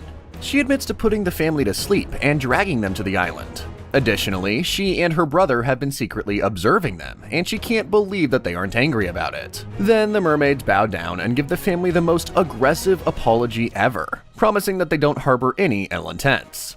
Alice finds it strange that she recognizes this mermaid girl from before, yet the girl doesn't mention it. When she asks her about it, it seems that the mermaid doesn't remember Alice at all. During the coronation of the Demon King, she went to the castle as a representative for the mermaids. Lloyd explains to the girl that she has unintentionally dragged the Demon King's daughter onto the island. That is when she realizes that she is talking to Duke's daughter. She is a bit slow, to be honest. She can't even look into other people's eyes and is kinda bad at remembering people's names. She is the epitome of an awkward and anxious antisocial person. So, Alice introduces the mermaid duo on their behalf. The elder girl is Myrma, the princess of the mermaid race, and the younger boy is named Idy. He is the prince of the mermaid race. And here comes Lloyd's biggest concern and question. He straightforwardly asks Myrma why the royalty of the mermaid race is secretly prying on them. Before giving an actual answer, Myrma asks Lloyd not to be angry once she tells him the truth. She grins and answers that recently she has taken an interest in little children. Alice and Eve retreat a few miles behind in an attempt to hide Sophia from Myrma, who seems like she's weird now. However, Myrma quickly tries clearing up the confusion. Her wording is a little off, but she's got the spirit. A while ago, her brother was acting really weird, as if he was terrified of something. He wouldn't even answer if Myrma tried to talk to him, and ran away to avoid any conversations. After a few days had passed, a human ship that was around this island sank due to a heavy storm. Then, Myrma took the ship away on the island and saw that there was a family with a boy the same age as her brother. She thought if she observed them, she would get a hint about her brother's behavior. She observed them for a while to get the hint and returned them to the port after a few days. Ever since then, whenever there's a family with the little children nearby, Myrma takes them to the island for her observations. Lloyd and Eve find the reasoning absolutely absurd. But Myrma is just a next-level antisocial who couldn't even talk to the families directly since they walked in crowds. So she resorted to kidnapping them. But she also protected their lives and gave them treasure as a token of her appreciation. On the other hand, she has also destroyed their lodgings to see them work together. The entire story seems absolutely stupid so far. And Prince Idy is also baffled by his sister's revelations, because he was only helping her without knowing the truth. Lloyd summarizes the entire situation and finally gets the gist of it. Everything can be resolved as long as he knows what made Idy so scared. So he straightforwardly asks the little boy about it, with a blank face and an empty stare. He assures Idy that it's just his repayment for being provided with food by them. Idy begins tearing up, and decides to pour his heart out since Lloyd Oni-san is really strong. After a bit of stuttering and hesitation, Idy says that there's a monster in the waters. The word monster surprises everyone, and they're all listening to Idy's explanation carefully. The mermaid race has a rule that they do not get close to the uncharted water territory. It is called the Deep Sea Blockade, but out of curiosity, Idy tried exploring that area and found something there. No, actually the something found Idy there. Once he was spotted, he ran for his life and managed to escape. Although that thing didn't chase after him back then, he is afraid of the future consequences of that encounter. The monster must have purposefully let him go to get back at him later, and Idy fears that he has put everybody's lives in danger because of his naivety. If anyone dies, it would be his fault, thinks Idy. The phrase "my fault" reminds Lloyd of his older self. Some people indeed suffer from taking responsibility for everyone. No matter how dangerous that monster is, Lloyd pledges to defeat it to resolve the kid's anxiety. Lloyd tries to cleave the water once again, but his family thinks that's a really bad idea since they will drown once the waters return. That is when Myrma sings a beautiful magic song that enables the Lloyd family to move underwater just like they do on the land. The Treasure Island arc enters its final battle. It's time for the Lloyd family to go underwater and figure out where the terrifying monster resides. Alice, as always, is terrified of the new adventure, but she is determined to become a warrior, so she'll persevere through it all. In the depths of the sea, the group arrives at the Deep Sea Blockade. The cave lies far below the reach of the sun's warm embrace, making the night perpetual here. The group drifts in the void for a while before they are met with a bunch of bioluminescent creatures. Lloyd cannot see the monster anywhere, so he assumes that it lies further inside. Myrma suddenly screams because she is being constricted by an invisible creature. Lloyd just sees a tentacle and has no idea where its main body lies, so he just tries striking the surface surrounding Murma's body and succeeds. He feels a response from the creature, and a split second later, he can finally start seeing them. It's not one, not two, but a whole group of octopus-like monsters. Alice and Sophia think that maybe these are the monsters that Idy was terrified of, but he quickly clarifies, saying that these are the monsters he saw. Even Lloyd is skeptical now because the monster they're actually looking for is nowhere to be seen. The octopuses try attacking Idy, but Lloyd obliterates them one by one. From underneath the entire group, a humongous creature emerges. It is a snake with multiple heads that corners the humans. One hiss is all it takes for Lloyd to remember that this snake is Fane's Hydra that he blew away once in a battle. Once the Hydra remembers who Lloyd is, it backs off in an instant and begins trembling. Everyone can see that the Hydra fears Lloyd greatly. Eve assumes that Fane must have sent it after them again and that they should blow it away for the second time, but the terrified nature of the Hydra says otherwise. It shakes one of its multiple heads to clarify that Fane has not sent it. It keeps hissing for a moment, but Lloyd doesn't understand what it's trying to say. Since Sophia saw the summoning magic, she can somehow understand what the Hydra is trying to say and clarifies things to her father. The Hydra is saying it's all because of that snake guy that he got beaten up by Lloyd, so just like everyone else, he also hates Fane with his whole heart. Fane and the Hydra got separated when they were blown away, and Hydra can never be summoned again by Fane, so it has willingly cut all ties with its cruel former master. Eve asks for an explanation as to why the Hydra is living in the deep sea blockade now. Well, he just happened to fall around here after being blown up, and decided to stay because he liked it. Eve gathers up everyone and gives her family and the mermaids a short summary of what basically happened. Lloyd blew this Hydra guy away, and then decided to stay around after falling down here, and Idy saw it and got scared, due to which the Treasure Island incident started. In other words, the Lloyd family started the Treasure Island incident. Alice, Sophia, and Lloyd are all equally alarmed. The biggest concern for the girls is Hydra, because it doesn't seem to harbor any bad intentions, so they won't make it leave. That is when the family is suddenly alarmed by Idy's shouts as he is being chased by the octopuses right now. The octopuses keep gaga-gooing and chasing the poor mermaids. One of the Hydra's heads comes to the rescue as it swallows a bunch of octopuses in one bite, and the mermaids are safe now. The adorable Hydra absolutely loves this place because there's so many delicious octopuses around for him. And then Lloyd comes up with the perfect solution. He presents the Hydra with a proposal that he can't refuse. Hydra must protect the mermaids from the monster octopuses if he wants to live here. In return, the enmity with Lloyd shall be ended. With that, the Hydra becomes a friend of the mermaids, and everything is solved. The group comes out of the depths of the sea and make their way to the Treasure Island sandy beach. Since the mission is over, Murma presents the Lloyd family with a whole bunch of shiny jewels as a token of appreciation. The girls are surely a bit reluctant, but Lloyd refuses the treasure because they are the cause of everything that happened. He gives the mermaids a synopsis of everything that happened up until now and apologizes. The girls hop onto the boat while Lloyd decides to have one last word with Idy. With a kind and soft expression on his face, which is rare, Lloyd advises Idy to not bottle up his things he has to say. Even when things are difficult, he still has his family by his side, so he should tell them. Right after, the families part ways, and Lloyd begins rowing the boat aggressively. Eve, however, cannot stop thinking about the expression on her husband's face. She saw sadness all over it, yet she doesn't know the cause of it. She hopes to know about his past one day. Suddenly, the family gets drowsy once again and dozes off. Idy follows them with a bag of treasure on his head. A while later, they arrive at the port town of Porneft. 3 tipsy men greet them, loudly declaring Lloyd's family to be outrageous. Eve quickly fires back, calling them the Booze family, and with that, the score is tied. The family doesn't understand why they were put to sleep again until they turn their heads to find a big bag of treasure laying there. The Booze family cheers that the Treasure Island is real, but sadly it has ended now. Lloyd, the storyteller, gives them a synopsis of events so that they don't attempt to visit the island again.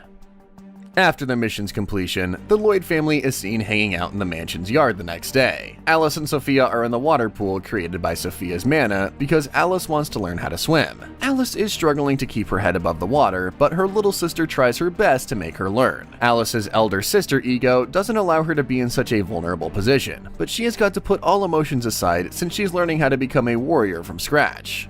Eve commends them on being such good siblings. The word siblings reminds Lloyd of something from a long time ago. Eve tries to be careful with her words and asks Lloyd to open up about it, only if he wants to. It's not that he wants to hide anything, but this story is something that has already ended, so he sees no point in sharing it. He asks Eve if she still wants to hear about it, and Eve nods nervously. So, Lloyd begins narrating the tale of the sibling that he had a long time ago.